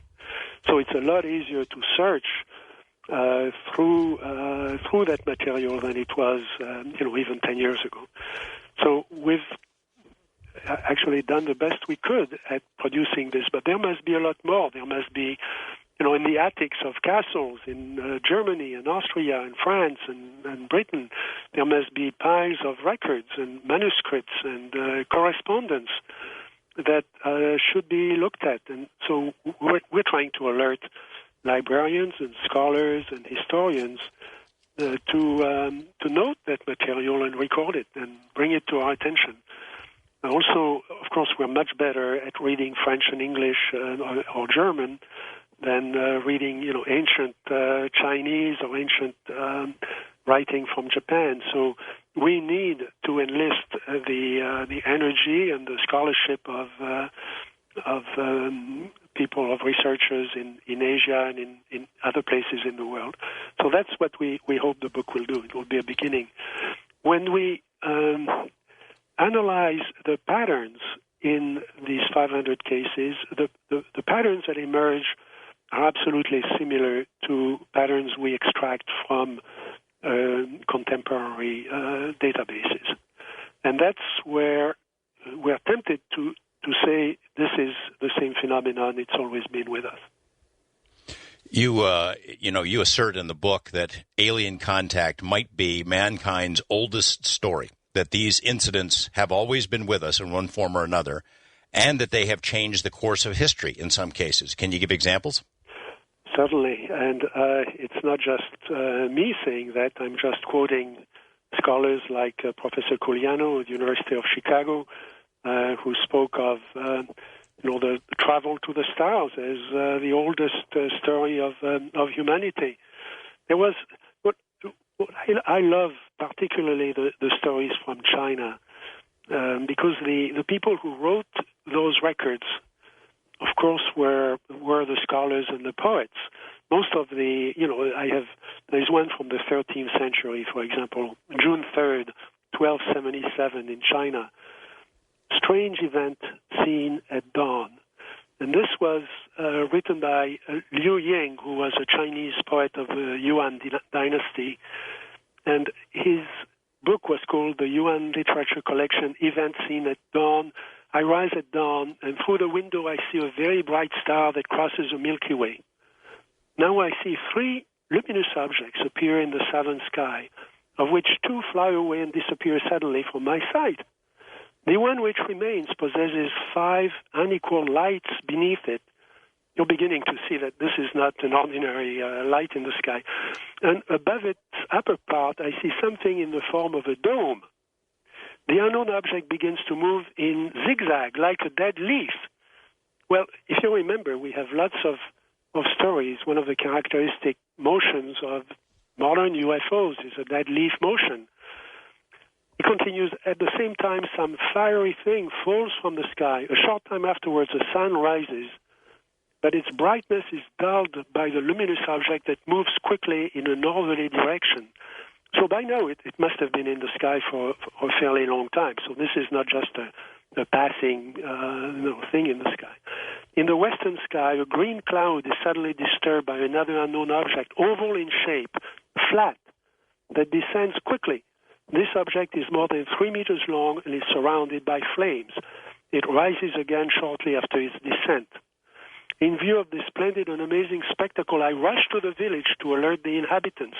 When my friends come out of their houses, the flying machine has disappeared. After the event, I reflect on it very much, but do not find a reasonable explanation. I have the impression I have come out of a long dream. I hasten to write down all that I have seen at the time so that whoever understands these events can give me an explanation. Well, this is 13th century China, okay? I get letters like this from readers of my books today. Exactly, almost the same words. I have the impression I've come out of a dream. I have no reasonable explanation. Please explain this to me. I wrote it down as I saw it. It's a completely modern description. As you note in the book, these things are described as omens and portents here and there. They can, in fact, change the course of history in some cases. They were seen, of course. Anything in the sky at that time was interpreted by people, usually official astrologers and so on. Certainly in the early centuries, as announcing things or being guided by God, by whatever God they were worshiping. You say that you would like to invite a whole new generation of researchers to become involved in this. Maybe by the end of the program, we can tell anybody in our audience, if they're interested in helping to contribute, how they can contact you or Chris, your co-author, and how, in fact, they can contribute, because it sounds like you need a lot of foot soldiers to get this done. Yes, and we need people who speak Japanese and Chinese and people who can read ancient Egyptian and so on, but we're very much aware that we're just at the beginning of this. My guest, Dr. Jacques Vallée, here to talk about his new book called Wonders in the Sky. He looks at UFO cases from antiquity to the advent of the Industrial Revolution. Here's one of them. October 14th, 1253 in England, Nicholas of Findurn reported to Burton Abbey that about an hour of Vespers, the sky being clear, suddenly a large bright star appeared out of a black cloud with 2 smaller stars in the vicinity. A battle royal soon commenced, the small stars charging the great star again and again, so it began to diminish in size, and sparks of fire fell from the combatants. This continued for a considerable time, and at last the spectators, stupefied by fear and wonder, and ignorant of what it might portend, fled. Not exactly a meteor sighting, not exactly a swamp gas, an amazing case from long, long ago, and this book is filled with them. So why hasn't science taken notice, given the robust nature of the phenomenon and the enormous interest it elicits among the public? You'd think that interdisciplinary teams of historians, anthropologists, sociologists, and scientists would rush to study it. And then he notes that Stephen Hawking makes this wisecrack where he says, I'm discounting reports of UFOs. Why would they appear only to cranks and weirdos? Jacques, how do you overcome that? You've been at this for 40 years and plugging away and doing really good work, solid, scientifically grounded work, and yet the mainstream guys still don't come around to this thing. Well, I've been at it more than 4 years, as you have, George, and Stephen Hawking is somebody I admire enormously. He's one of the great astronomers, one of the great cosmologists of our time. He just hasn't looked at the material, and that's very typical of a lot of the academic community. They have not been exposed to the actual data. And I hope that, eventually I hope that he and his colleagues will take the time to look at this. I'm encouraged by the fact that now, pilots are coming out and telling their stories, military people, as in the book by Leslie Kean recently, that people are no longer afraid of telling their stories, and you find that they come from people who are not weirdos and cranks. And certainly in this material, in these 500 cases, most of them came from official people, from people who were advisors to kings. In some cases, came from the king and his officers. And I think that it's just a matter of putting that material before people so that they can judge by themselves. So anybody who looks at it with an open mind can't help but be impressed and be interested. Well, they would, again, they don't have to buy into any particular theory. We're not smart enough, I think, at this point, to have a theory that really accounts for all of this material. It's very complex. It's very difficult. We don't have all the data. But, for example, there is November 1st, 1461, in France, in Arras. The witness is Jacques Duclair, legal advisor to Philippe III. He writes, quote, "On this day of our Lord, All Saints' Day, there appeared in the sky an object as bright as burning steel, as long and wide as half of the moon. It was stationary for 15 minutes. Well, what was it? I mean, it wasn't a meteor, it wasn't a comet. Suddenly, the strange object began to spiral upwards, and then it spun around and rolled over like a loose watch spring, after which it disappeared in the sky." Now, he publishes this in the memoir of Jacques Duclair about the reign of Philippe le Bon, Duke of Burgundy. And this was published in Brussels in 1836. Okay, so you just have to trace, and this is where Chris and his team were remarkable. They traced back all these cases one by one and did the critical analysis. And by the way, there are lots of stories. You hear people will come to me and say, well, what about India? What about the Vedanta? They talk about the legend of God flying around in machines. What about the Hopi have a tradition of a beautiful maiden coming down from the sky in a basket and so on. Well, that's fine, but those are stories. They have tremendous cultural significance, but I can't do very much with them as a scientist. We made the rule that we would only take cases that had a date and hopefully a time and a place, and in many cases the name of the witness. And most of our cases have all of that. We relaxed the rule in the early centuries, but after the 13th and 14th century, we enforced the rule that we wanted a precise date and a precise place. We're not dealing with legends and cultural traditions and so on. We're dealing with actual recorded facts. Well, you've got one of the oldest ones, and I was asking you before the break about cases that might have affected human development, human culture. One of the oldest ones you cite on page 29 of your book is in the Nile Valley of Egypt, 1347 BC, and this involved the Pharaoh Akhenaten, who had his own experience, saw this thing float down. It was described as a shining disc, and you don't see the disc description in throughout the 500 cases that you have here, but this guy actually described it as a disc. He went on to found a new religion based on the worship of what he called the solar disc, and basically established his immortality. That's a big one.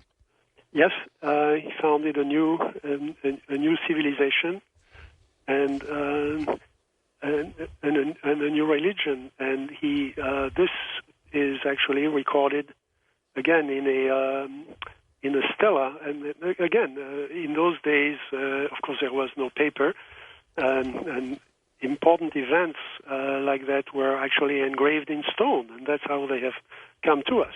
So that shows, again, how important people felt that it was, and how relevant it was to their history and their society. How much weight do you give to cases in the Bible that you don't have a specific date, you know approximately when it might have happened, but you know that it's been rewritten over time by different scholars, biblical scholars? The prophet Elijah, for example, you mentioned that he had an experience in 850 BC or around there. Yes, and the most significant, I think, from the events described in the Bible is probably Ezekiel, because Ezekiel is very detailed. There are different interpretations of what he wrote, and of course what we have in the Bible was written centuries after Ezekiel's death, but it was written from the tradition that he left and that crossed the centuries. What he describes is very interesting because he uses words that are used only once in the Bible, and he even uses a word that's used only once in the language of the time. So he was obviously very distraught and very disoriented by what he saw. It's a classic abduction. And by the way, people studying abduction believe that abductions were started recently, and I'm sure you've interviewed some of these authors, that it's a recent phenomenon, and it shows a new phase in the phenomenon. And that's not true. I mean, abductions go back. There are many cases of abductions in our chronology, in our records. Ezekiel was transported to a faraway mountain, and he was in shock. And what he describes were wheels within wheels, and he describes 4 beings that left him completely confounded. I should mention that the book, I think, some of the richness of the book comes from the fact that Chris and I didn't agree on everything, which is always healthy in science. Chris is a much more precise and exacting scholar than I am. And we had discussions, not fights, because I really admire what he does, but we had strong discussions and arguments about some of the cases. I was more willing to include cases where we didn't have all the documentation, all the references, and even cases that didn't actually include an object per se, but some form of contact with a non-human voice or a non-human form. And he insisted that we should only focus on aerial objects as opposed to more vague phenomena, and that we should always have a reference. We compromised, and in the book you'll see a little eye with a circle around it, which means this is a case where we need more information. And it's really an appeal to the reader or to people who have more information to help us. I won some of those arguments because I said, look, we know that there may be a case here. If we don't call it to the attention of people, we'll never know more because people are not going to go back and do the research. So it's our duty to publish it, but with a note of caution that we don't know as much as we wanted to about this particular case. In some cases, we don't have a complete reference. So that's how we compromised. And obviously, in a case like Ezekiel, we have to say that we are not in a position to make a complete statement about it. Many of the other cases, we are in such a position because we have traced it to the actual original record. Well, your comment about abductions and how far back they go is well taken. Looking through this book, I'm amazed at how far back they go and how widespread they are. There's a case from the year 760 in France where the witnesses see this aerial ship battle, these ships fighting it out in the sky, and 4 of these guys are abducted by aerial beings. And there are other stories in the book about during the Inquisition, the period of the Inquisition, abductions happened, and of course, given the times, people associated the events with witchcraft, and there were some tragic results, figuring anybody who gets abducted and is consorting with people in the sky must be a witch, let's burn them. Yes, right? Exactly. And in, of course, in the Arab tradition, many of these beings from the sky were called the jinns, or the jinni, or the jinn. And, of course, that tradition is very interesting, also from a cultural and religious point of view. What do you make of these aerial battles? Because we see that in France, in this case in 760, with the Indian example that you talked about. Ancient India had these giant battles. In England, they had giant battles. What are these people seeing? And, of course, I know you don't want to get into theories because you don't do that in the book, but just speaking as Jacques Vallée and not as the co-author of this thing. Well, it's very puzzling, and Chris and I have had many discussions back and forth about this. Of course, there are cases even in the U.S. of UFOs engaging in what people describe as dogfights. I remember seeing cases like that in the Blue Book fight. So it may be just a description of erratic movements of objects in the sky that are interpreted as a battle. In other cases, we just don't know what they saw. And I'm sure that the book will be criticized, if not attacked, by historians, and in a legitimate way, saying, look, a sighting in the 7th century in France is not on the same level, on the same playing field as something in the 17th century, in Germany. And we know that. So we've divided the chronology 1 century at a time, with an introduction and an epilogue for every century, summarizing what was going on in that particular period, culturally, in terms of communication, the invention of paper, for example, the invention of the printing press, the invention of the telegraph, the different modes of communication, patterns of urbanization, and so on. I mean, we are not completely ignorant of those things, and that communication in the 17th century was not what it was, in the Dark Ages. And so we try to place these descriptions in their linguistic and cultural context as much as we can, and obviously put it in a modern language, but in a modern interpretation, but without losing the framework. I want to mention this case in particular. I guess maybe you owe a debt of gratitude to Saint Agobard in France, 815, because he wrote about Magonia and these abductees from Magonia. And apparently the stories of abductions and things in the sky were so common that sort of an underground theory had developed among the people that there must be a place called Magonia where all these ships come from. And this guy wrote, oh, no, don't believe that. That's crazy. You can't believe in a place called Magonia, right? Well, Agobard was a remarkable man. He was one of the great scholars of his time, wrote 22 books in Latin. He was the Archbishop of Lyon in the 9th century, played an important political role after the death of Emperor Charlemagne, was exiled for a while and came back to Lyon. The Archbishop of Lyon was almost as powerful as the king. So he carried considerable weight, and he wrote books against superstitions. He was, in a way, he was a rationalist, even though he was an archbishop. And in one of his books called About Thunder and Lightning, he says that the people of his district were so crazy that they thought there was this unknown land above the clouds called Magonia, where these ships were coming from. And that one day the people brought to the church 4 humans in chains, 3 men and 1 woman, who had come down from one of those flying ships. And obviously, as you said, they must be witches because they came from a flying ship. So they wanted to kill them, and he preached to them and said that there couldn't be flying ships, that this was a complete superstition, and that they should let these people go. And so he, in a way, saved their life because he was a non-believer in UFOs. So it shows that skeptics can be useful sometimes.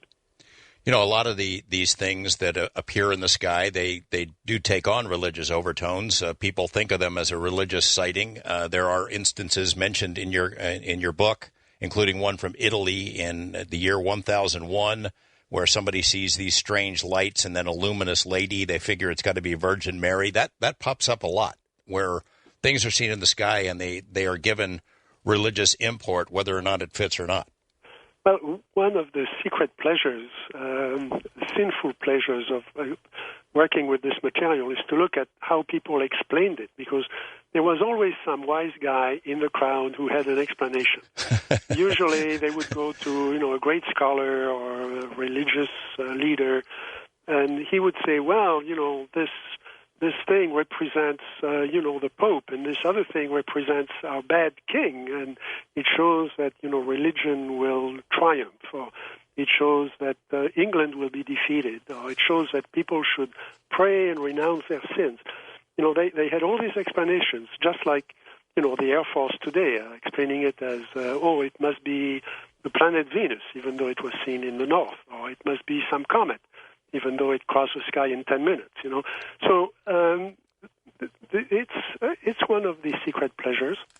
It's in a way, it's like the precursor to disinformation. The church had its own version of Phil Klass back in the Middle Ages or something. Oh, yeah, this is God's work here. You better straighten up and tie to the church or something like that, or using these kinds of cases to get the people in line. Yes, but when you go back to the actual record, you find that it's absolutely similar or parallel to what people are seeing today, which we still can't explain.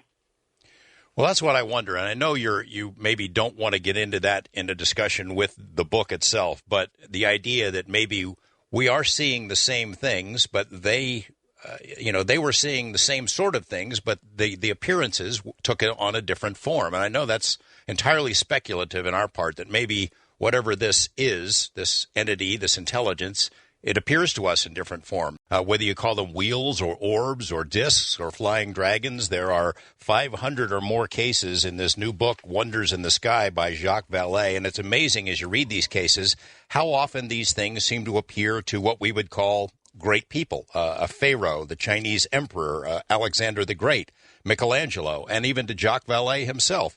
Do you think that is an accident, that these things appear to what we would call great people? Well, I think it's simply the filter of history, that if it appeared to some peasant somewhere, probably the person would not have been able to read and write in those years. And the ones that come to us because they appeared to a king or to a pharaoh or to a bishop, were recorded because he was surrounded by scholars and clerks and people who could write. I think those are the ones that have survived and were felt to be important. I should point out that although you've written a lot of UFO books, you are by no means a UFO believer, not in the classic sense. I mean, you believe there's a legitimate phenomena there, but you have really put it to the mainstream UFO community over the years, suggesting that some of their central theses are flat out wrong. We, as you have said, we don't exactly know what it is, this intelligence, but you were the first to write that probably the vast amount of these incidents and cases belie the theory that the ET explanation is the best explanation, that it just doesn't seem to make sense. In looking at these 500 cases from years gone by, did they affect your views in that regard? Did they alter your views about what it might be? That is obviously was a frequent topic of discussion between Chris Obeck and me. He has a more detached, I think, view of that. He should speak for himself. But in my interpretation of his position, is a little bit more cautious. What I'm criticizing is the first degree, the first level ET explanation. I mean, that these are spacecraft that come from some other planet and they come here to save us or to conquer us or to steal materials from us and so on. I mean, that is the first thing you can think of when you begin to study this material. And the first two books I wrote back in the 60s, in the mid and late 60s, took that approach. And it's always, as I said, we know that there must be life equal or superior to our consciousness, to our intelligence, throughout the universe. It's a big cosmos out there, and I studied astronomy and I still love astronomy, and now we keep discovering new planets, including planets similar to the Earth. So that only reinforces that view that was controversial in the 60s, but now it's mainstream. It's about time. However, when you look at the patterns, which as a scientist, a theory is only as good as the explanations that it provides for the facts. And when we look at the observations themselves, it doesn't account for what people are reporting. People are not reporting a spacecraft. They're reporting a whole range of phenomena, and there is no simplistic explanation.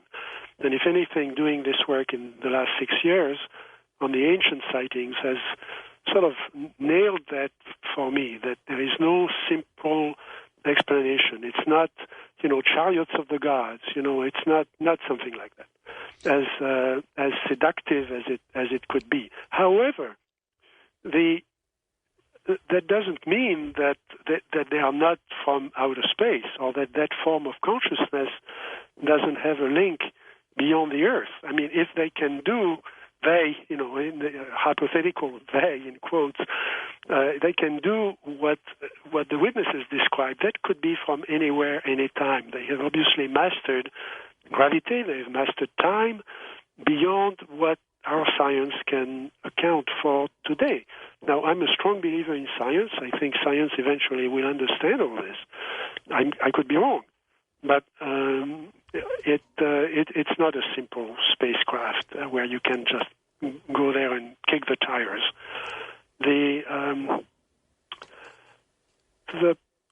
At the center of any theory about UFOs, whether it's a paranormal, parapsychological, Jungian, and so on, you have to account for the fact that there is a machine there. There is a technology, and I've never said otherwise. That's really why I continue to be interested. I mean, I'm very interested in the physics of it. In my current work, I've narrowed down my work to just a few cases that involve traces, involve material, involve electronic communication, things that we begin to make sense of in a somewhat primitive way. But we've collected. There is material that has been recovered after some of the close encounters that we can analyze. We're beginning to find some patterns in the physics. We're beginning to have some ideas about the electromagnetic communication, or at least the electromagnetic phenomena that surround these things. And little by little, we're converging on a pattern, or at least not an understanding yet, but at least a model of what that technology can be. But it's not all there is. There is much more than just technology involved, and that's what you see in. Even these ancient Chinese writers and poets were talking about a machine. They were talking about a contraption of some sort, and there were descriptions of things crashing to the ground. There were descriptions of traces. There are descriptions of medical effects, paralysis, intense heat when the object flew over them, certainly medical effects and certainly psychological effects that are similar to what current witnesses, modern witnesses, are describing to us. You know, you are familiar, of course, with this ranch in Utah where we've written something about it, and you know, these different phenomena appear to different people at different times. It seems like whatever it is, it decides when it's seen, where it's seen, and who gets to see it, almost as if it's a display, a show. In your writings over the years, you've written that it seems to be, one theory being, that it's almost like a control system, that whatever it is, it keeps us under control in ways by appearing at different times to different people. It in effect, intervenes in the course of human affairs. And you have said that this control system theory that you have is testable. And I'd like to know if you ever tested it. And if not, is that still doable? Well, I didn't mean necessarily that there was an intelligence, a supreme intelligence controlling it or directing it. The phenomenon has the information characteristics of a control system. It comes in waves. It responds to certain things. I've never published this, but I will someday. As you know, one of the things I want to leave behind is a record of my own research called Forbidden Science, and I've published 2 volumes so far, and they are, sort of not widely published, but they are on record, and I want to continue to do that. In the 90s, I tried to create sort of an artificial thing like the ranch in Utah, and this was, of course, before the events at the ranch. I tried to create a hotspot of information where I was hoping to sort of attract the phenomenon to be able to record it better, and it didn't give the results I was hoping for. It's not something that you can just decide to engage with, or at least I haven't found a way to do it. But it's worth continuing to try because there seems to be a form of consciousness behind it that is extremely subtle, has a great sense of humor, is completely ruthless. I mean, I know from reading your book, what, and actually being there, what happened at that ranch. There is no simplistic explanation.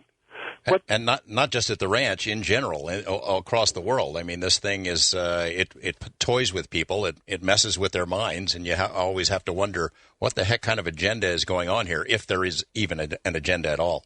Well, I'm not. I studied physics, but I certainly don't consider myself a physicist. I'm trained in information science, and in information science and logic, you often have situations, well, even in mathematics, where you have contradictions in the material you're looking at. And the solution is to go up a level. It's not to fight it and try to force it into a preconceived idea. It's certainly true in mathematics. That's why, imaginary numbers were invented. There are no imaginary numbers. But when you invent the concept, it enables you to do things in mathematics about real things that you couldn't do before. So I think that's probably what we will have to do with this, is go up a level, not be so fascinated by the day-to-day cases and the sightings and the databases, which are, of course, you need to do, but you need to go up and take a wider view of this, and I think that's very much what the direction that Chris is going. Chris is going to write, many more books. He has amazing material in many areas of this, and he'll continue to publish it, I hope. One of the remarkable things in this book is when you get to the 17th and 18th century, you get to the Enlightenment. And then you find that the witnesses are astronomers. Some of the greatest names in science, Arago, Messier, the discoverer of what is now known as galaxies, the Messier objects. Cassini, the director of Paris Observatory. Of course, Arago was director as well. Le Verrier, who discovered Neptune. All of them were involved in this, in looking, actually inviting people to send them observations of unknown objects in the sky. The science was open. It was, of course, in those days, it was great glory for an astronomer to attach his name to a new phenomenon. And scientists were completely open to the idea of there is correspondence between astronomers and the mathematician Gauss, for example, about objects that were very puzzling to them. There are descriptions by Lagrange of a series of objects moving through the sky in military fashion and turning together, and those were not just a train of meteors. Cassini made two observations of something that seemed to be in orbit near Venus, and he didn't publish. Again, these were careful scientists. He didn't publish it because he was the only one who had seen it, and he only published it when he saw it a second time a few years later. Now, these are careful men who've attached their name to some of the great discoveries of the 18th century, and there you are. I mean, these are the records that we have forgotten, and when you see the academic arrogance that we encounter today of people just not even wanting to look at the records, even the records from pilots or records from the Air Force or from the Navy. They just won't even look at it. They will dismiss it with out of hand, with ridicule. The science has fallen to a terrible level of arrogance. And of course, as you know, these days, the critics, the ultra skeptics and diehard debunkers, they like to say that no scientists ever see this stuff. Astronomers never see this stuff. And it looks like we've gone backwards instead of forwards, at least in this regard, from the 8 days of the Enlightenment that you describe in this book. Yes, absolutely. It's a shame. And scientists today, it seems like there's a gap between what the religion that they have embraced and the reality of what millions of people around the planet see. Now, of course, as you know, 95% of what people see in the sky is explainable, but that other 5% gets dismissed altogether, and nobody wants to hear about it. Don't even want to look at it. Well, and that's, I think, culturally very dangerous because people know that. So they, if an educated person sees something in the sky, they don't want to be laughed at by some astronomer who's going to ridicule them or dismiss them. So they don't report it, or they, hopefully they will report it to someone like me or somebody who's been publishing research on it, or contact some of the UFO groups. But most witnesses today just keep it to themselves. I do want to say, you mentioned your 2-volume work, Forbidden Science. I had read the first volume some years ago, and then last year, when I saw you, you were kind enough to give me a copy of the second one. And if people want to understand, I know this is not a book for the masses. It's sort of your personal journey of discovery. But if people want to understand how Jacques Vallée came to sort of where he is now and is thinking about these subjects, this is what you need to read. Forbidden Science Volume 2 is just an excellent book. And really, I'm surprised how candid you were about some of your thoughts and sharing your personal life with the readership. Well, I think it has to be in the context of, the researcher's own path.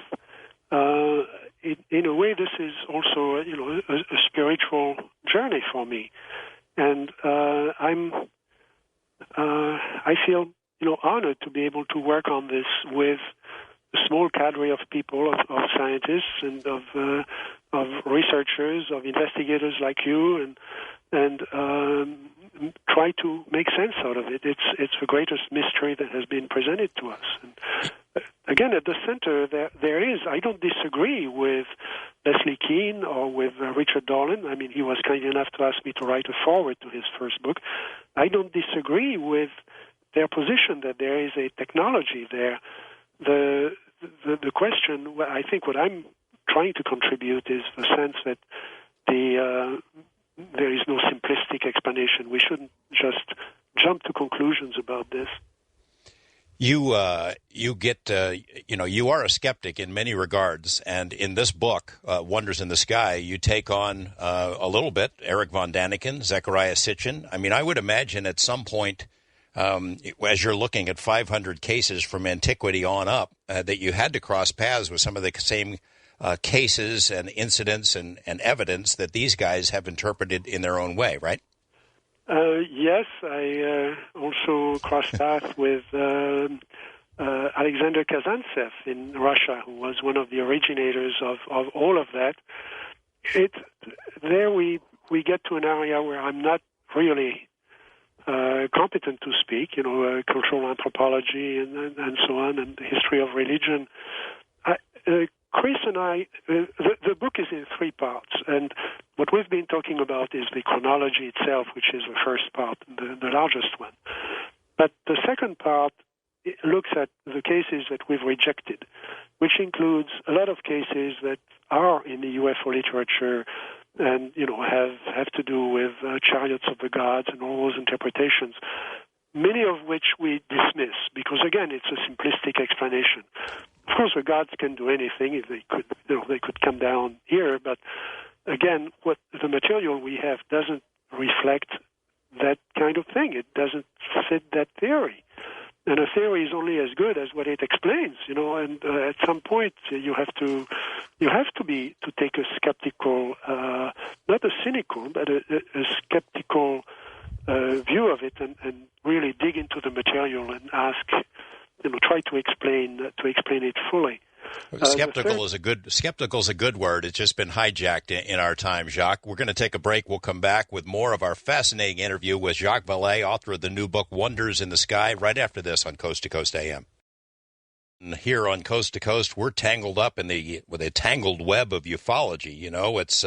It's perplexing, it's frustrating, and few people have been at it as long as Jacques Vallée. Few people have dug as deep or have tried to understand it more than Jacques Vallée, but somehow, the same issues, the same questions arise again and again, year after year, decade after decade, and you have to wonder if we will ever have any clear answers. Certainly, if we are going to have it, it's because of the work of people like Jacques.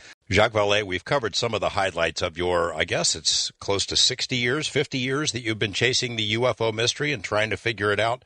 I wonder if this thought has occurred to you. Few people have been at it as long as you or have done as important work.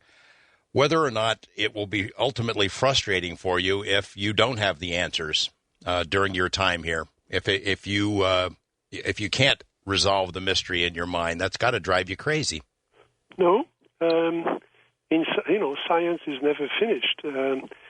I've had the privilege of working on a new phenomenon, or something that wasn't commonly recognized, and of making a contribution to it, calling it to the attention of people. I think I work every day with physicists and with doctors, with medical people who've been working on,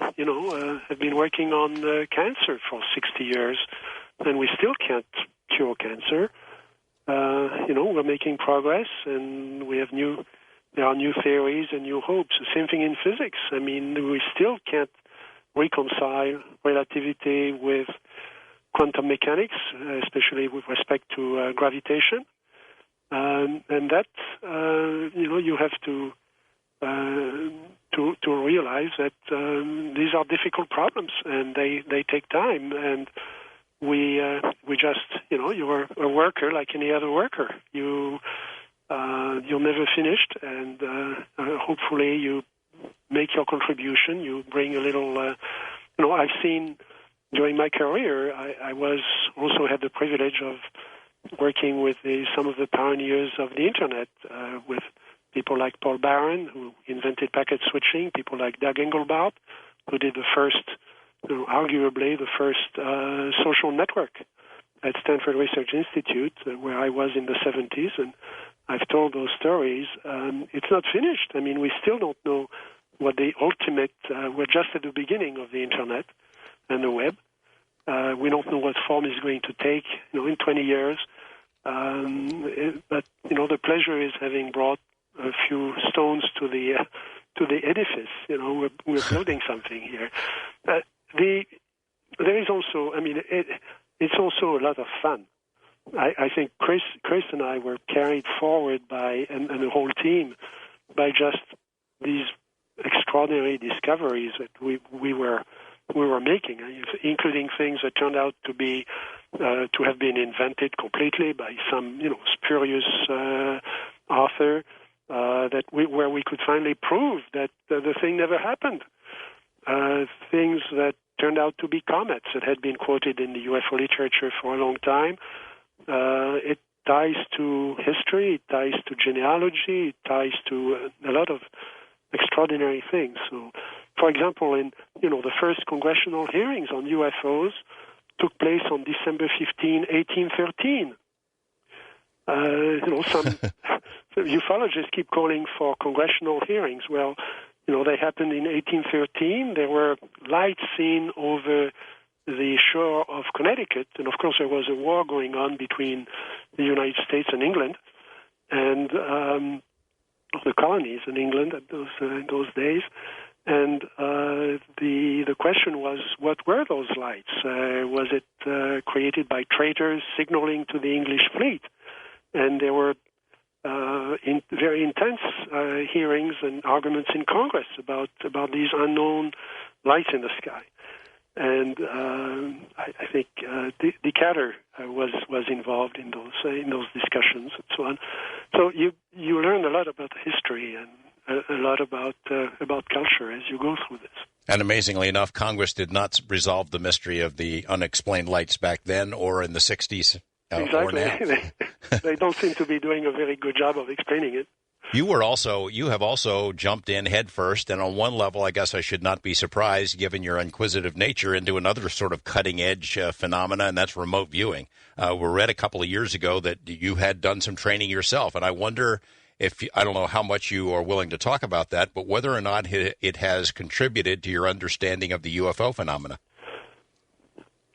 Well, that's a whole other discussion, and I know. We could go into that at some point. Okay. I was at SRI actually before the remote viewing program started, or just at the same time.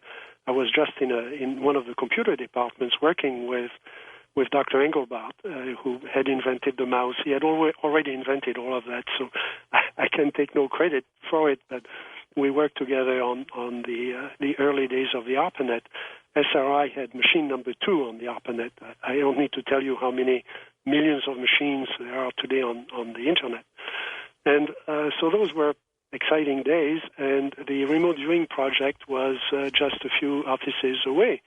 And many of the, quote, psychics, for lack of a better term, had seen UFOs. So I became sort of a friend of the court or an advisor to the program, even though at the time I was not cleared for the program, but I had many contacts with the psychics involved. I was cleared later in the 80s, but when I was at SRI, when Ingo Swan arrived, I had many discussions at lunch with Ingo, and was absolutely fascinated with the things that he was doing and demonstrating.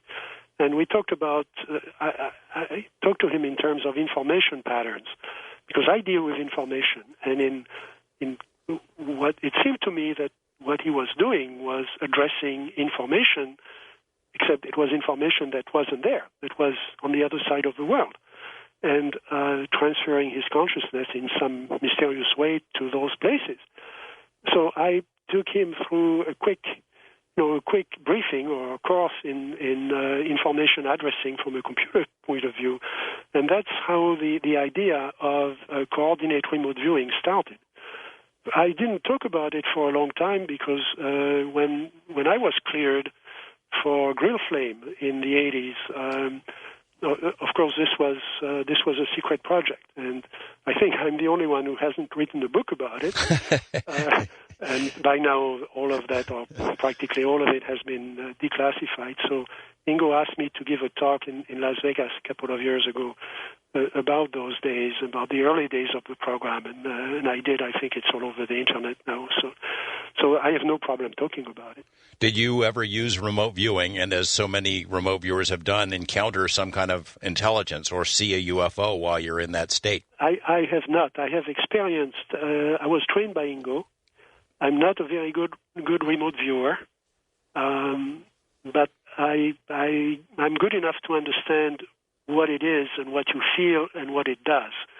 I remember a case where I was given a set of coordinates and instantly I had vertigo, and I was on top of a peak somewhere with a precipice all around me. it turned out to be the top of a very, very high mountain. And that came immediately, and I'll always remember that. And I had a number of experiences of that type. I think if I have any talent, it's not remote viewing. It's probably in some other area. Let's, well, you know what? We'll have to have you back for an entire show about that. I'll twist your arm with that. Let's talk about some current developments in ufology that seem to pop up year after year. I want to get your take on them. You and I had the pleasure of meeting and interviewing Phil Corso back in the 1990s. We talked to him here in Las Vegas and also saw him in Florida. And he, of course, he's a credible guy, an interesting guy who told an incredible story about recovered technology being salted out into private industry. What is your take, not necessarily just on Corso, but on the whole crash retrieval stuff that our government has pieces of flying saucers somewhere? Well, do we not have enough time for that? I mean, in general, I can give you a quick answer. I don't want to evade the question as much as I'd like to. But I was enormously impressed by Phil Corso. I tend to be enormously impressed by anything who saved Europe from fascism. And there is no question he was a brave soldier. Made it clear to us that he was a soldier, not a physicist. So he did not know really what these things were. Colonel Alexander, and he's publishing a book in a couple of months that includes a very, very detailed intelligent analysis of the Corso statement. So I would really defer to Colonel Alexander for that. Okay. Because he went through his military history, where he had been, why he said some of the things he said, and so on. My impression was that Phil Corso was telling us the truth as he believed it. Well, let me ask it in a more generic sense. Do you believe that our military, our government, has pieces of a flying saucer that's from somewhere else? Well, Corso said a couple of things that are impossible. For example, about transistors. Well, I work every day with people. I mean, the invention of the transistor is within human memory. I work with people like Dr. Federico Fagin, for example, who is, right here in Silicon Valley and was the inventor of the microcomputer, the integrated circuit. I mean, all of that, we know the people who did it. Many of them are still alive. They didn't get it from Roswell. You can trace that technology through all its extraordinary technology. It happened very fast, but physically it made sense. I mean, every step is understood. And we have their laboratory notebooks. We know how they made the discoveries, where every experiment went, and so on. And we're still, of course, developing that technology. So the idea that came from Roswell makes absolutely no sense. The thing about fiber optic, well, it was known for a long time, even the 30s and before, that a wire of glass carries light. And in fact, it was used in art and it was used in instrumentation by glassmakers a long time before people thought about using it for fiber optic communication. So those things make no sense. I mean, the transistor was first described in the field effect was first described in a German patent in 1934. So there is a continuity there in human memory and human technology. That's just development of technology. What intrigued me the most about Phil Corso was his encounter with an entity in the desert. And that was something he did not understand, that made a profound impression in his life, and it's not in his book, because the people who actually edited his book thought that was a little bit too strange, and they wanted to stay within the dogma of crashed material and that kind of thing. The government, well,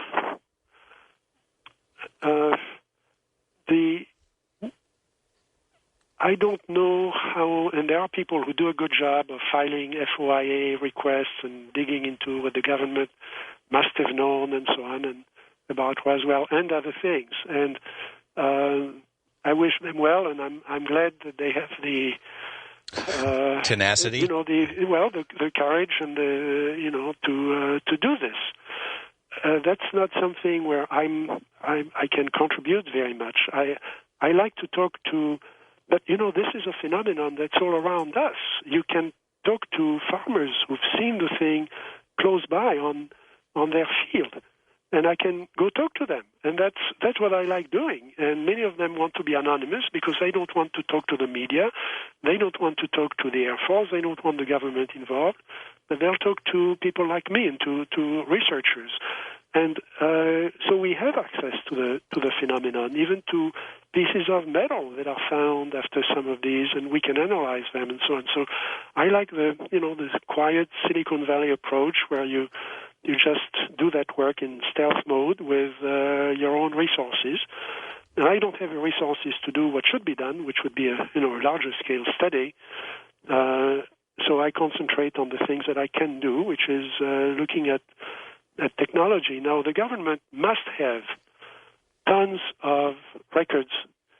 We know that because we talk to pilots who say, when I landed, there were two guys there in blue jeans, and they confiscated all my material, and they took it somewhere, and they told me not to talk about it. So this must go somewhere. Now, it's not necessarily the CIA or the Air Force. We don't know where these guys in blue jeans come from. They violate many of the rules of handling of classified information. So who is it that can do that?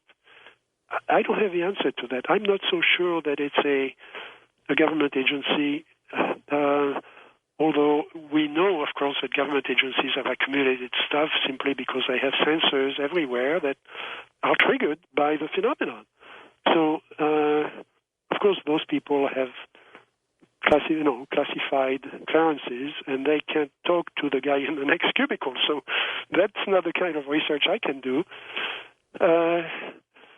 I'm not so hopeful that we can. I mean, obviously, the thing to do, and I've said that time and again, this stuff should be turned over to science, and let science compete. Let different labs and different teams come up with their best idea to do research on this in a competitive basis. I mean, that's the way the internet was built. That's the way we do research on everything else. I mean, what are they afraid of? What are they afraid of? I guess ultimately they're not, and that's, I wanted to ask you one more question, your view on disclosure, because Rich Dolan and Bryce Zabel will be here in the next, at the top of the hour to talk about after disclosure, AD. You believe that there is some sort of a storehouse of information, perhaps in government hands, perhaps in private hands, that could be disclosed. Do you think it's going to happen? I mean, is there any impetus, anything that could force? When people talk about disclosure, they don't talk about my disclosure. Right. The question is, disclosure of what? Yeah. These are usually, the mainstream ufology today believes that the government has a proof of contact with extraterrestrials, including perhaps bodies or maybe live extraterrestrials. Well, how do they know that? You have testimony from credible people who say that there is something like that. So, yeah, let's track it down. But the disclosure that I'd like would simply be turn the data that, strip it of any classified information. If it was a classified radar somewhere, I don't need to know how the radar works. But give us the data. Give us, just the facts, ma'am, and let science work on it. I don't think it's going to be very simple. It may take a couple of generations of scientists, but at least we will know. I mean, the public is not going to panic. In a case like this, it's the elites that panic because they're afraid of losing power. But the public, your audience, the people listening to us now, they can take it. I mean, they've thought about this. Many of them probably have seen things themselves. They know there's something there. There is more than what we see every day, around us. It's a big universe. So why are they so afraid? Jacques Vallée, it's been wonderful to have you here.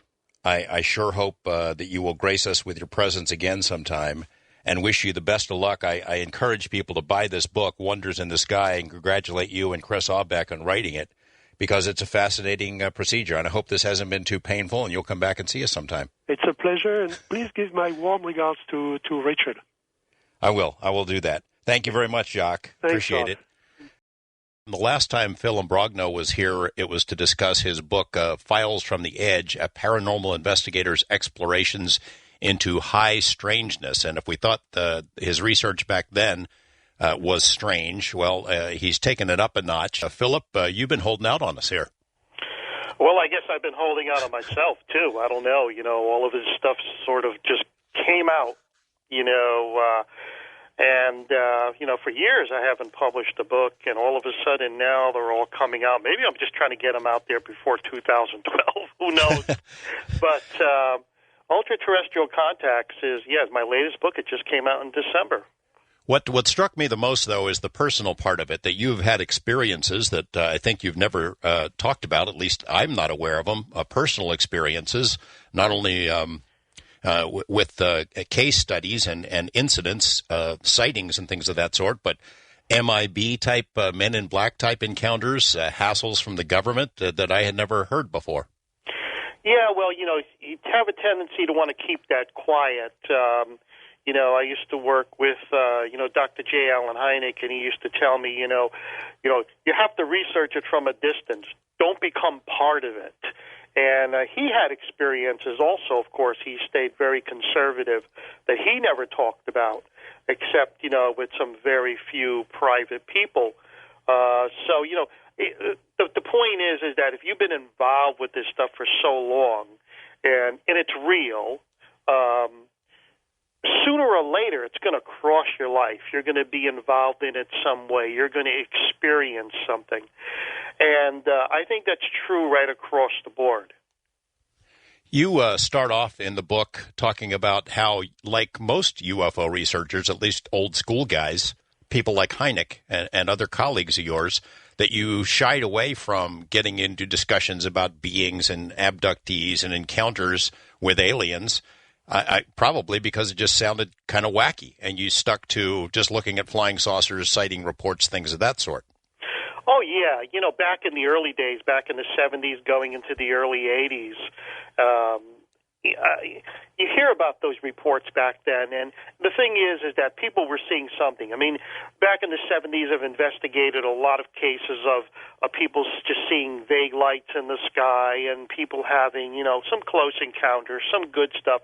And then all of a sudden you get these reports, these people call you who claim that they've been abducted by aliens, they've had a contact experience of some sort. I mean, what do you do when you hear this? I mean, you're really not prepared for it, especially back in those days. I mean, so you kind of had a tendency to shy away from it because it didn't seem very scientific. And as Dr. Hynek used to tell me, and he said, well, when we were investigating UFO reports together, he said to me, many of these cases were coming forward to us, and he would just, be on the phone and raise his eyebrows. And I said, well, don't you think that this stuff should be investigated? And he said, no. He said it shouldn't be because it's not the realm of the physical scientist. And I said, but it's all part of the phenomena. And he says, he says, at this point we're trying to make UFOs respectable, to accept the idea for people to believe that there's something out there that needs to be studied that can't be explained by conventional science. He said, but if you take these cases and you bring them to, the attention of the media, he said the media will have a field day with it. Now, this is a time you have to remember that when people were still going on TV claiming trips to Venus and having sex with aliens and so on and so on, it was like a circus. But we see less of that today, with many people who've had experiences who do not want publicity, that have these experiences that totally changed their life. And the thing you have to ask yourself is how much of it is real, how much of it is imaginary, and and take it from there. So it's not the realm of the physical scientist. UFO investigation involves many disciplines right across the board because the abduction phenomena, the contact phenomena, is all part of this mystery. You, of course, the title, Ultra-Terrestrial Contact, and in the book you discuss all manner of different kinds of creatures, a whole litany of extraterrestrials, angels, demons, jinn, spirits, ghosts. Are all these manifestations of the same thing? And explain to me, maybe we'll begin with a definition of terms, what ultra-terrestrial means.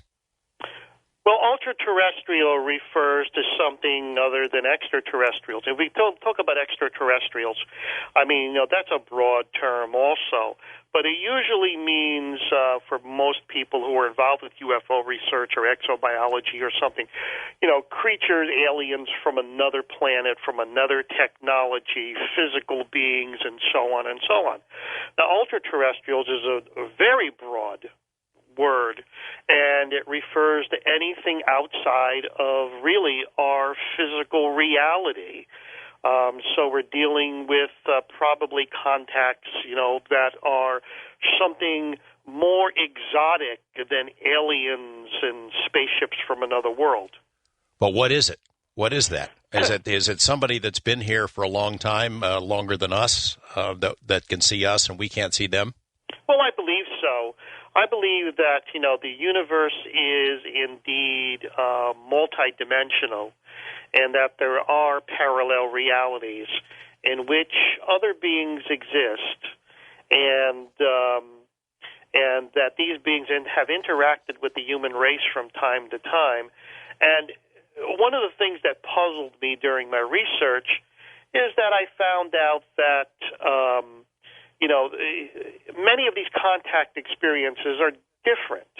It almost seems as if the contact is initiated. I'm not talking about your typical abduction by the Greys and so on, although that may be part of it. The entity or whatever it is doing contact seems to take a form at first that's pleasing to the individual. This is not always the case, but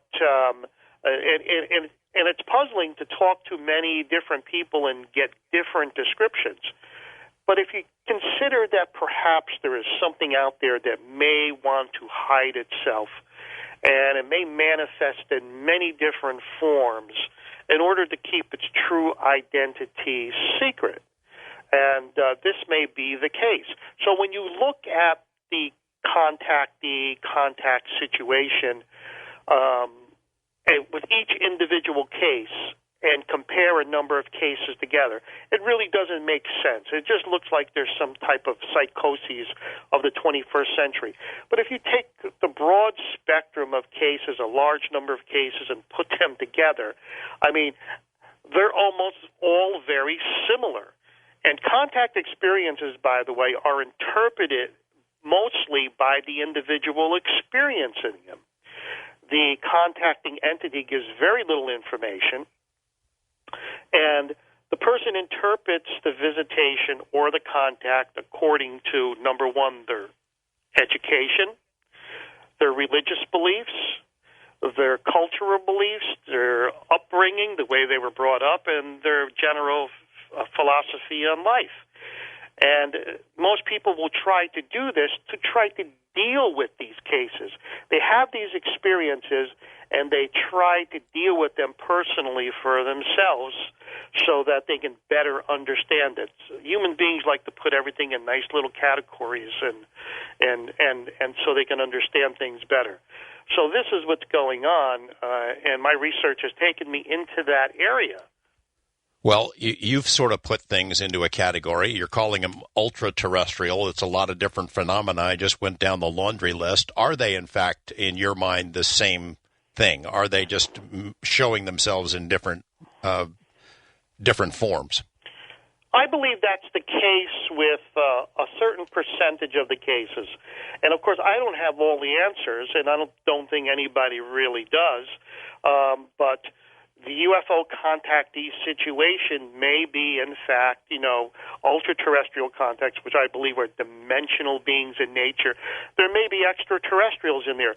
You see, we cannot get one particular complex phenomena and put one particular label on it and say, well, this is what's causing all of this. But there may be multiple causes from many different types of origins.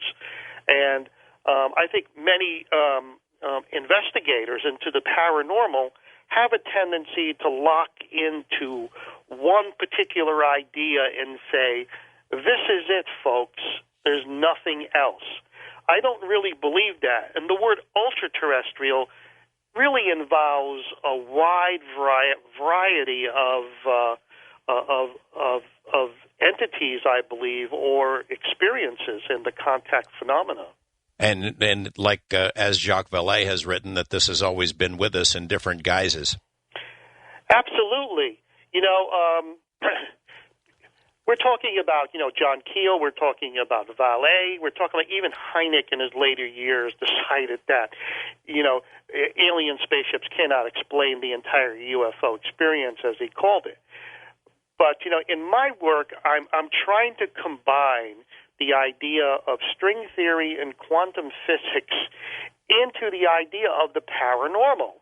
But when you put all that into the equation and your numbers come up with, your equations come up with these ideas of parallel universes and other dimensions, we can accept the paranormal as being more real because there's these other realities that exist around us that we can't see. And what we're calling the paranormal today is something of these other realities that we're only getting a glimpse of. For you, this started with the Hudson Valley sightings. Standard, if spectacular, series of UFO sightings in a part of New York, an area, by the way, that, as you note in the book, has a long, long history of really weird stuff going on. Let's start with the history of that area, and then tell me how your interest in the Hudson Valley sightings evolves into much stranger territory. Oh, sure. The Hudson Valley of New York has always been a very mysterious place. I mean, it's the birthplace of the Headless Horseman.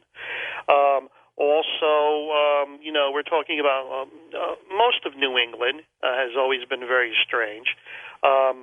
So there's a lot of legends of earth spirits, Indian lights, strange creatures from another dimension. The first contact experience, I think, in North America by Europeans was made by Henry Hudson in 1609 around Catskill, New York, when he encountered these gnome-like beings up in the hills.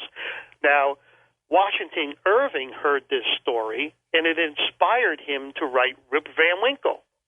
And so you have all of this strange connections here between, our world and another world. And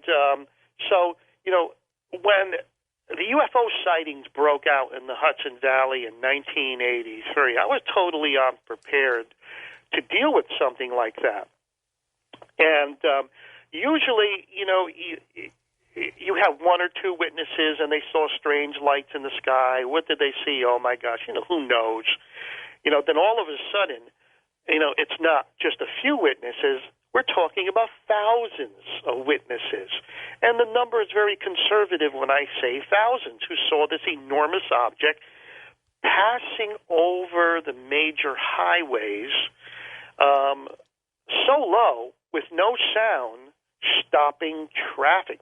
Cars pulling off the sides of the roads and people getting out watching this enormous object float over. Now, you had a wide variety of witnesses. People who would not ordinarily mistake something conventional for a UFO, something that they would not misidentify. So when I got into the investigation of this, I was, usually, when people see UFOs over a very large area, there's a logical explanation. But in this case, looking for logical explanations did not work. And this is where, Dr. Hynek came out here, investigated, talked to quite a few people, and he was convinced. And he said one thing. He said, okay, this thing is so large. It was reported to be the size of an aircraft carrier, a football field.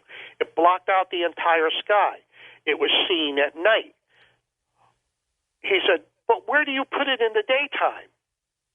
Well, there were many reports that we were getting that the object would just disappear in the sky and reappear in another part of the sky. As one witness, a meteorologist, said, it came over his head and he saw this dark silhouette that blocked out the stars. And then all of a sudden he's looking at it, there's no sound, and poof, he says it's gone. He could see the stars. 5 seconds later, it reappears about 20 degrees to his left, and it comes back on with different color lights, and it's blocking out the sky again. We had many reports from people on the ground, people who were in air traffic control, people who were in aviation, people who were scientists, police officers, and so on, who reported this over and over again. So this introduced an idea of high strangeness into these reports. I want to go back. Hate to digress, but before we gloss over this, you mentioned very briefly Henry Hudson. That was one of the most amazing things in the book that I read because I was unaware of it. Tell that story about what Hudson's encounter was like. Oh yeah, it's a fascinating story, and it's in the local folklore there. Well, in 1609, Henry Hudson was going up to the river that bears his name, looking for a passage to into China, and of course he went all the way up the Hudson River and didn't find it, and decided to turn around. As he came down, he stopped at a number of stops to get supplies and stuff, and some of the Native Americans were very friendly to him. And the medicine men said, well, you're going to park in your ship at night, but this is a time, he said, when the spirits are in the mountain, the little men are in the mountain. You do not go into the mountains if you hear a sound. And he's going, big deal. So they continue with their journey down the Hudson to make it back out into, which is New York Harbor right now. And they stop at Catskill, New York for the night because they weren't really sure the river and sailing at it at night. So they stopped for the night. I think what historians think what is Catskill, New York right now. About after midnight, they start hearing music coming from the mountaintops, and they're seeing flashes of light. And Henry Hudson takes 10 of his men and decides to go and investigate. And as they're climbing up the top of the hill, the mountain, the music's getting louder. They reach the summit of the mountain, and they're shocked to see these little guys, gnomes, if you ever want to call them. And they're dancing around a fire, and they're playing nine-pin. They're playing a game. and he goes over, and they look at him, and they wave him in. They say, come on over, buddy, and Henry Hudson sits with the leader of this group, and he tells them that they're from somewhere else. And every 20 years, they come into our world, and they love it here so much because everything's like so physical and everything, and they have a party all night. So Hudson is getting all of these secrets of the universe that he really didn't reveal because he never, he died and he was overthrown. It was a mutiny, and his men are, partying with these little guys, and I mean it's a fantastic time. The fires are going right up into the sky, and bolts of lightning are shooting out, and the whole area's got this strange glow and everything. All this dimensional stuff and contactee stuff that we would think about today. Phil Imbrogno, I'm going to ask you to stop there. We'll continue the conversation after the break, but I would tease it this way, is that you heard this music. You relate the story that you had an experience with the same kinds of sounds, at least. My guest is Philip Imbrogno, author of the new book, Ultra-Terrestrial Contact. I want to continue the conversation, the story about Henry Hudson, and these bowling gnomes. Wasn't there some Washington Irving bowling scenario? I'm trying to remember. What the heck was it?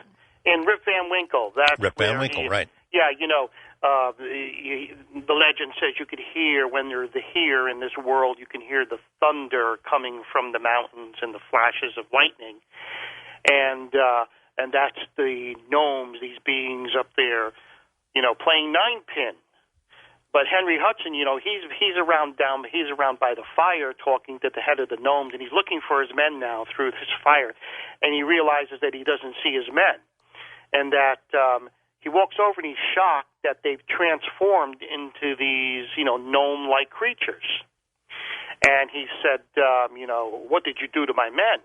What happened to them? And the leader says, oh, don't worry, when you leave in the morning after they sleep it off, they'll turn back to their old selves, even though I don't know why you would want to be humans. We're actually better. So, and the leader said, well, let me tell you, we like you. Can you come back and join us 20 years from now? And Henry Hudson made the promise that he would try to come back and find out more about them 20 years from now, because after the night they would disappear back into their world and they wouldn't come back for another 20 years. And so Henry Hudson climbs down the mountain with his men who are, drunk, and they're all these little gnome guys now.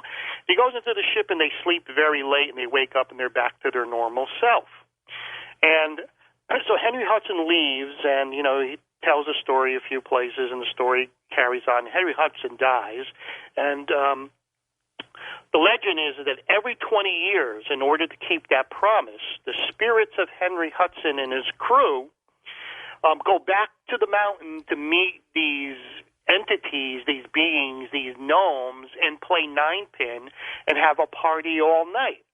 Now, the interesting thing, going into the Dutch settlement time, the story continues, where people were hunting, encountering these gnomes every 20 years, seeing the flashes of lightning coming from the mountain, and hearing the music of the gnomes every 20 years. Now, this extended into the 1700s, the 1800s, and so on and so on. Now, when Washington Irving studied the folklore of the area, this story became so intriguing to him that he wrote Rip Van Winkle about, a fellow who was, just going out into the mountains and he encounters the gnome playing ninepin and he falls asleep for 20 years. And where did Rip Van Winkle go for 20 years? Well, Washington Irving said he fell asleep. But the overall story is that, Rip Van Winkle disappeared from our world for 20 years. Now, was Rip Van Winkle a story? Of course it was. But, there are people in Catskill, New York, who claim that they were descendants of a real person who did disappear after he went up into the mountains, and exploring the fact that they heard this lightning and this thunder coming from the mountain, and this fellow went up there and never came back. And Washington Irving based that story, Rip Van Winkle, on that particular story. Also, you have to remember that Washington Irving, he wrote the story, the legend of Sleepy Hollow, based on a real legend there. And so he took these stories and of course he made them into fiction, but both of them are based, historians think, on real incidents. And we know, for example, the Headless Horseman, there really is a legend there. Where is the Henry Hudson story? Is it recorded in a journal? I mean, how did you come across all this detail? Well, if you read the Rip Van Winkle story, it talks about the ghost of Henry Hudson and the crew of Henry Hudson coming across there, encountering these beings. And the legend of Henry Hudson is quite well known in the historical aspects. It's supposed to be a legend, but, it was a story that was told over and over again by, his crew to his descendants and so on, and it was told in the area. So, it was carried to the United States. But it's part of the historical records of that part of New York, in Catskill. You go to historical societies, you'll find all of these old legends of all these strange happenings. And the story of Henry Hudson is one of them. It's called Legends of the Hudson Valley. And in the Historical Society in Catskill, they have a lot of these, including the Rip Van Winkle story and people who claim to be descendants of Rip Van Winkle. And that many people today, some of the old-timers, believe that the gnomes do come into this world every 20 years. Matter of fact, the last time they were supposed to be here was in 2009, where people once again, reported seeing flashes of lightning and seeing strange lights above the mountains and so on and so on. And today, of course, we call them UFOs. But people have encountered a lot of strange things in those hills, and the Hudson Valley is a hotbed for paranormal. The tease that I had before the break, I seem to remember, I read the book, but I can't find it at the exact page. But did you hear some sound like that, some music and drums? And not there. Somewhere else, a place called Ninnim Mountain, which is on the east side of the Hudson, what is supposed to be haunted by, Native American spirits. And, of course, when I was getting into the idea of exploring the contact phenomena, I couldn't exclude anything. So I went out to all of these places and personally investigated a lot of this stuff and spent quite a bit of time in the area. And, of course, I want to say to people that, most of the time, you look at these reality TV shows, but most of your time as a paranormal investigator is spent in the local archives, the local libraries, the local historical societies, searching through documents and letters and stuff like that. So, you have to do a considerable amount of background research before you get into the area. And then, of course, you have to start talking to people and finding people who are holders of some of the old folklore and old legends and so on. But the place where I heard Indian drums was in a place called Ninnim Mountain in Putnam County, New York. And I wasn't alone. Well, the first time I heard it, I was with two other people, and we couldn't believe it, and saying, what the heck is that noise? It's, Indian drums. We're on top of a mountain we're far from anywhere. And yet it was quite loud and coming from all over the place. Now, a couple of years ago in the summer, I was up there with a film crew with Rosemary Guiley. And all of a sudden, while we're filming next to the stone chambers that are there also, about the paranormal happenings on Ninnim Mountain, the mysteries of Ninnim Mountain, the music starts again, but drums. And everybody heard it, and we're going, my gosh, what the heck is this? And I believe that the sound crew was able to record it on their equipment. And so where it came from, how it was produced, I have no idea, but we couldn't find a source for it. And I think it was a little coincidental that we're up there talking about the mysteries of the mountain and the fact that Native American shaman, medicine men, ghosts have been seen going up and down the trails. And on top of the mountain, the Native Americans talk about, the Wappinger talk about the spirits of the mountain, globes of light that circle the area and take human form and will contact people and give them knowledge and so on and so on. Long, complex story. But the thing is that today, if you go into that area in the town of Kent Cliffs, Lake Carmel, and so on, the little towns that surround this particular haunted mountain, if you want to call it that, you say, well, have you ever seen anything strange? And look, nothing strange ever happens up there, except those, lights that appear from time to time on top of the mountain. I'm saying, don't you think that's strange? No, it's not strange. My grandfather's been seeing them. His grandfather saw them.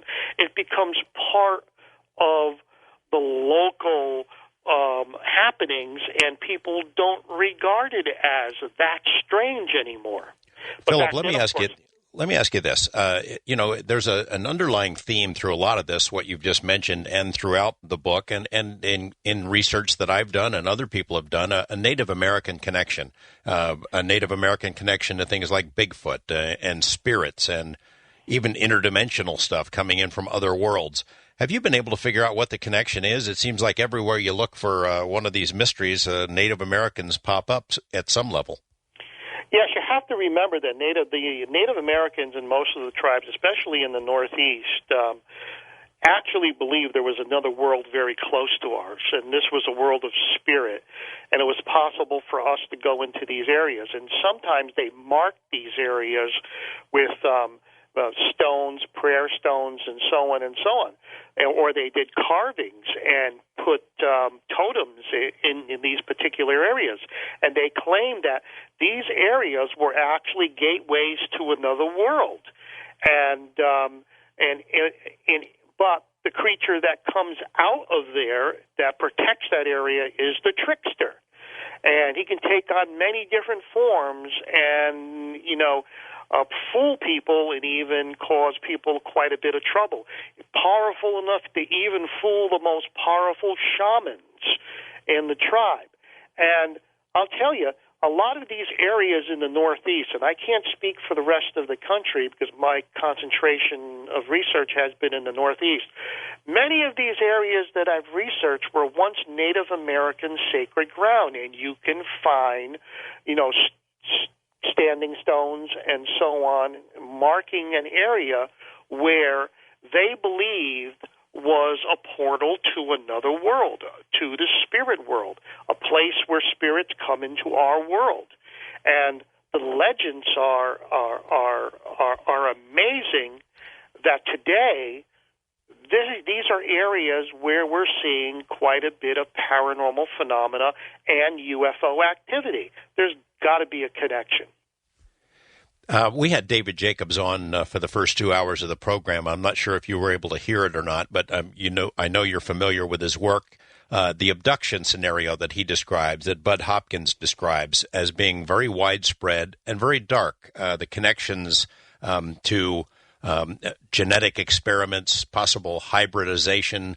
What's your take on all of that? I don't really know exactly what's going on there because many of these experiences are like in a dream state. And I don't discount that there are aliens, let's say from Zeta Reticuli or something like that, in contact with the United States government and abducting people and so on. I don't discount that, but I don't think it's responsible for the entire contact phenomena. I think it's part of it. And I talked to a number of people who had classic abductions with the gray beings and being put on tables and having devices moved over them and having tissue samples taken out. Entities walking into a person's room at night, these little gray guys, and going around the bed, and absolutely, the person's in sleep paralysis or paralysis, they're not sleeping. So, I don't discount it, but I think, Hopkins and Jacobs should also look a little further that maybe something else is going on also that's beyond what the person's seeing and reporting. Meaning what? That something else lives here and interacts with us on multiple levels and always has? Yeah, we have to consider that the UFOs may not be from outer space. They may be from a close-by home. They may be entities from our neighboring dimension.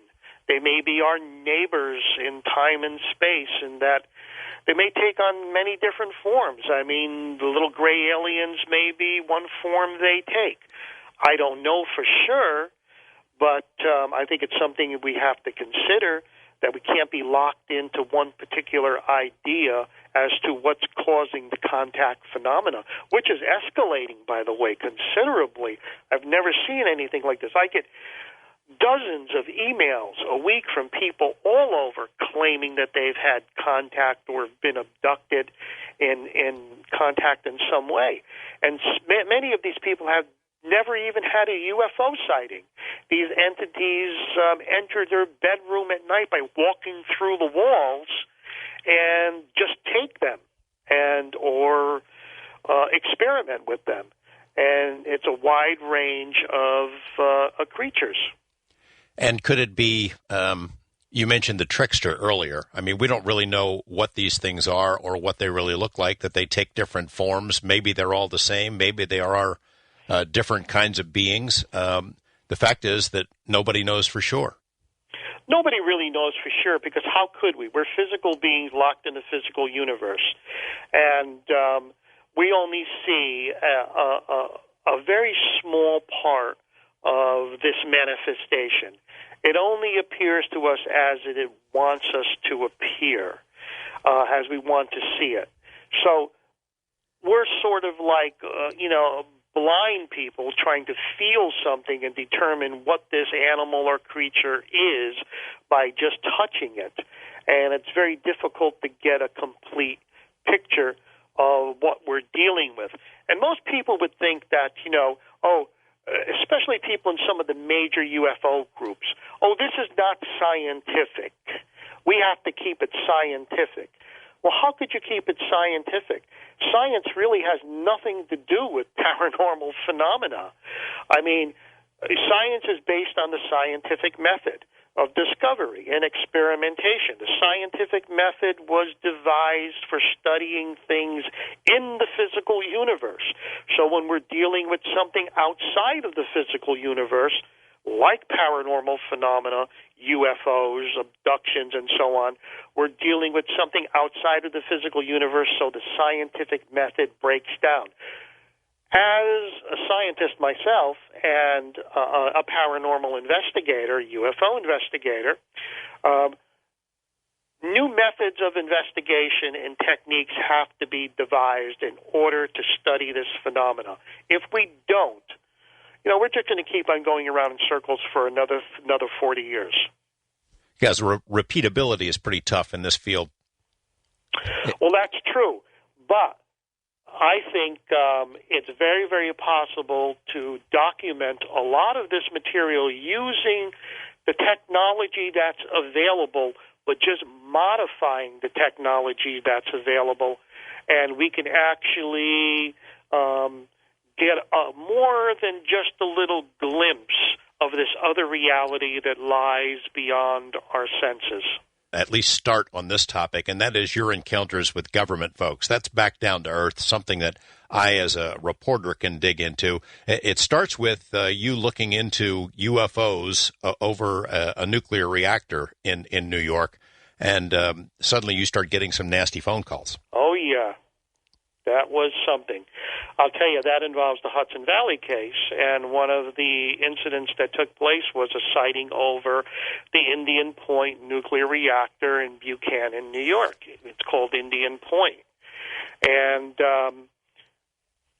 it was like, when I heard about it, I was contacted by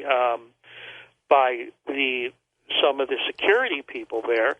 And this was the government plant. This was not the civilian plant that was affected.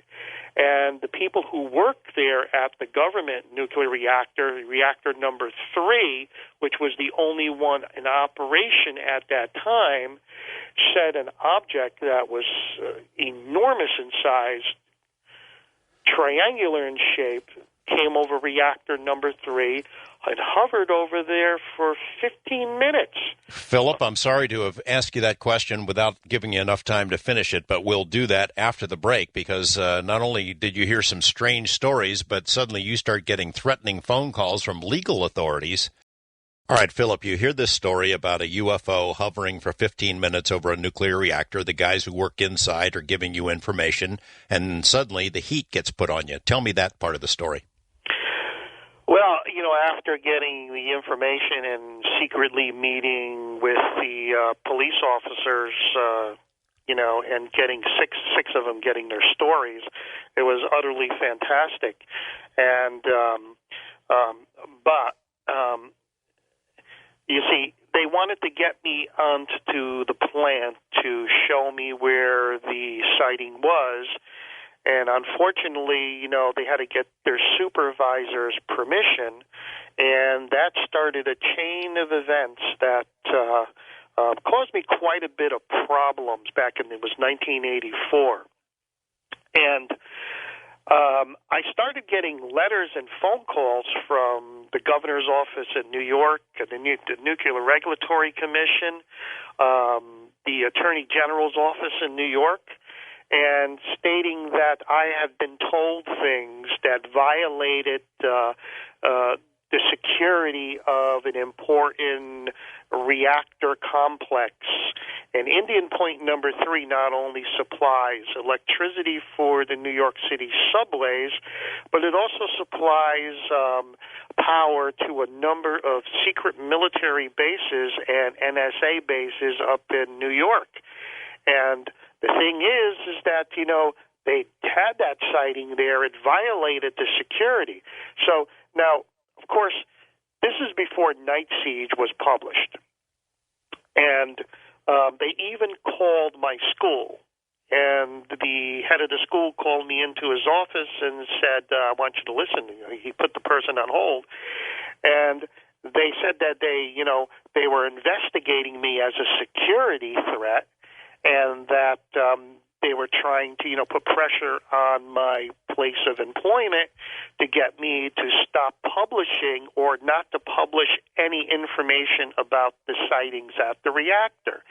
And of course, the head of the school said, are there any criminal charges against them? They said, no, not yet.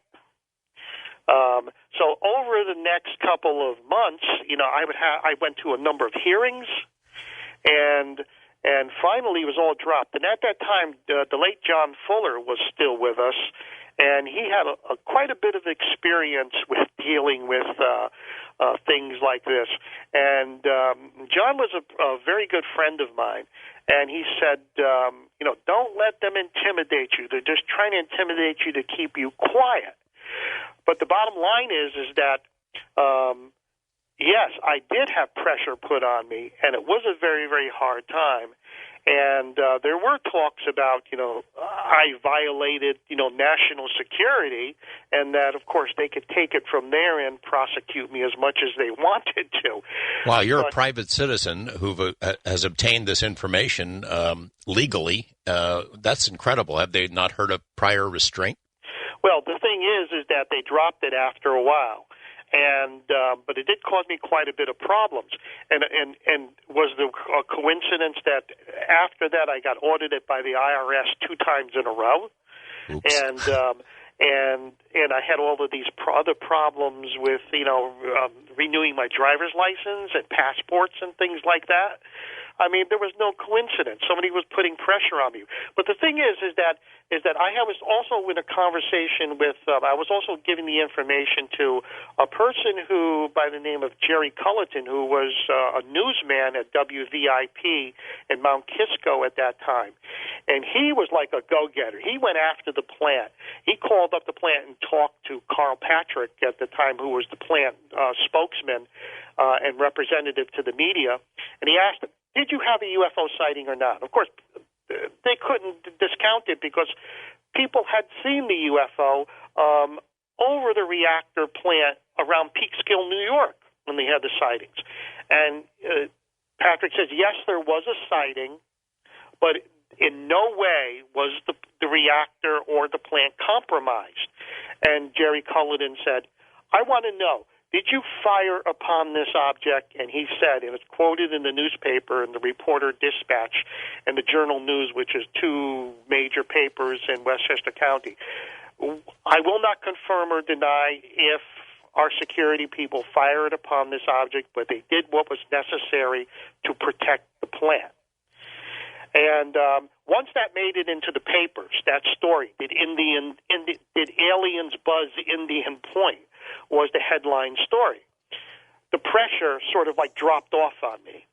And but there was a time, for several months where I was afraid to even answer the phone.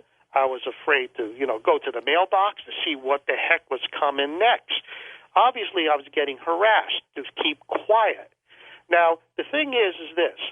I'm hearing stories over and over and over again for many, many years about certain UFO investigators and researchers who uncovered important government documents that are appearing all over the internet and so on. Oh, they got secret information from the government and so on and so on. I kind of doubt that because I just touched on an area of national security involving UFOs, and I got my ears pinned back really fast. So it's like your supposition would be those who claim to get the inside info, maybe they really are getting it, but it's stuff that the powers that be want out in the first place. Well, I don't know what it is, whether or not if it's stuff that they just want out or if it's just, falsified stuff or it's just people saying that they have information. I mean, we hear stories about people who were once involved with the government coming forward with, all of this incredible information, then it just dies out in the media. I don't know. From what I went through, I think if someone really had something important that would make a difference and that the United States government or any aspect of it did not want out there, it would not be out there. Because once again, I mean, when I started to release this information, I mean, I was put down pretty fast. I mean, there was no hesitation. I want to touch on one other thing before we go to the phones, and that's one of the most interesting chapters in the book, Ultra-Terrestrial Contact, deals with a guy named Tim. I don't know if that's his real name or not, but he receives information, I guess, through channeling. And I don't know how much stock you put in channel information. I've always been a little bit dubious about it. This guy, Tim, and I'll just give you my honest impressions. He starts getting a lot of information talking about things like crop circles, and then he has information about December 21st, 2012, end of this cycle for the planet on a physical and galactic plane. Sounds like he's regurgitating stuff that you would read on the internet, a lot of it. Well, that's true. I included his report in the book because it's a cross example of the contact phenomena. And, I talked to him a number of times, and this person's dead. He believes this is the truth according to the truth as he understands it. This is not a person who's fabricating. This is a person who really believes that this stuff is happening to them. Do I believe it's really happening to him? I don't really know for sure. I mean, it sounds fantastic. I think many of these contacts, people have some type of an initial contact, and then they try to deal with it, and it becomes maybe part fantasy, part reality. But I really don't hold any stock in a lot of the channeling myself, and I actually went around discounting a lot of channelers.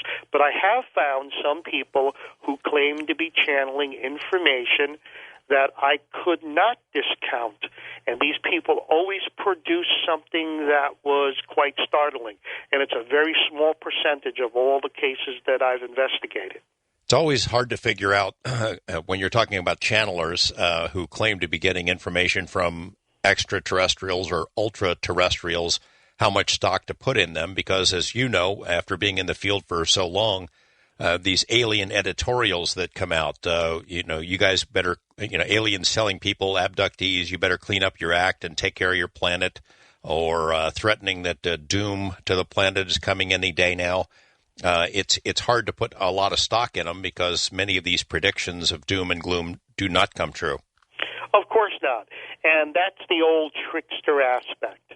Many of these people who are channelers are just led around in circles, and I usually say that if you put them all in the same room together, they would probably have an argument on who was right and who was in contact with the right entities, and they would probably end up, pulling each other's hair out or punching each other in the nose. But in one particular case, I'll make it just quick. This fella, he was obviously channeling. He was channeling, and I was a guest. I was invited, and he kept on talking about the Space Brothers, the Space Brothers, the Space Brothers. And he said it so many times, our Space Brothers out there. And I raised my hand and had a question for him, and I said, aren't there any space sisters out there? And everybody looks at me like I'm crazy, and I say, well, I would hate to think that, the universe is male-dominated out there. Actually, in a case like this, everybody wanted to believe too much. I was asked to leave the room. I was escorted out of the channeler's room. I mean, I've done things like this before, but there are people who have produced things, channeling, that have left me away, walking away, scratching my head, and I still have a lot of that data today. One person for whom you have few doubts is Rosemary Guiley, right? Well, Rosemary, is a paranormal investigator. She's experienced a lot of stuff herself, and of course, she's very down to earth. She's very serious about what she does. She's probably the most dedicated paranormal researcher that I have ever met. She's constantly traveling all over the place, investigating, and she really only writes about a small percentage of all the things that she does research. And we've been working together now for a few years now. We actually have 2 books coming out together. But she inspired me, as you can say, to stop, researching in the sidelines and just collecting all this information and just get it out there. One of those books, your publisher sent it to me, The Vengeful Jinn, written by the 2 of you, and I'd love to get into that. We're not going to have enough time to do it tonight, but we'll have to have you come back at some point, unveiling the hidden agendas of genies, because that sort of fits into the larger scenario you're describing of ultra-terrestrials as sort of a catch-all phrase, right? Oh, yeah, that's, you see, if you read all of my books starting from Night Siege, you see my ideas slowly evolve into something. I realize that, extraterrestrial spacecrafts cannot explain this entire thing. Finally, when we get to the book, The Vengeful Jinn, the Jinn, I'm starting to put all of this together with Rosemary's help, with her knowledge of history of the paranormal and my knowledge of science and my exploration of the Jinn in the Middle East and tracking down the legends of the Jinn in the Middle East.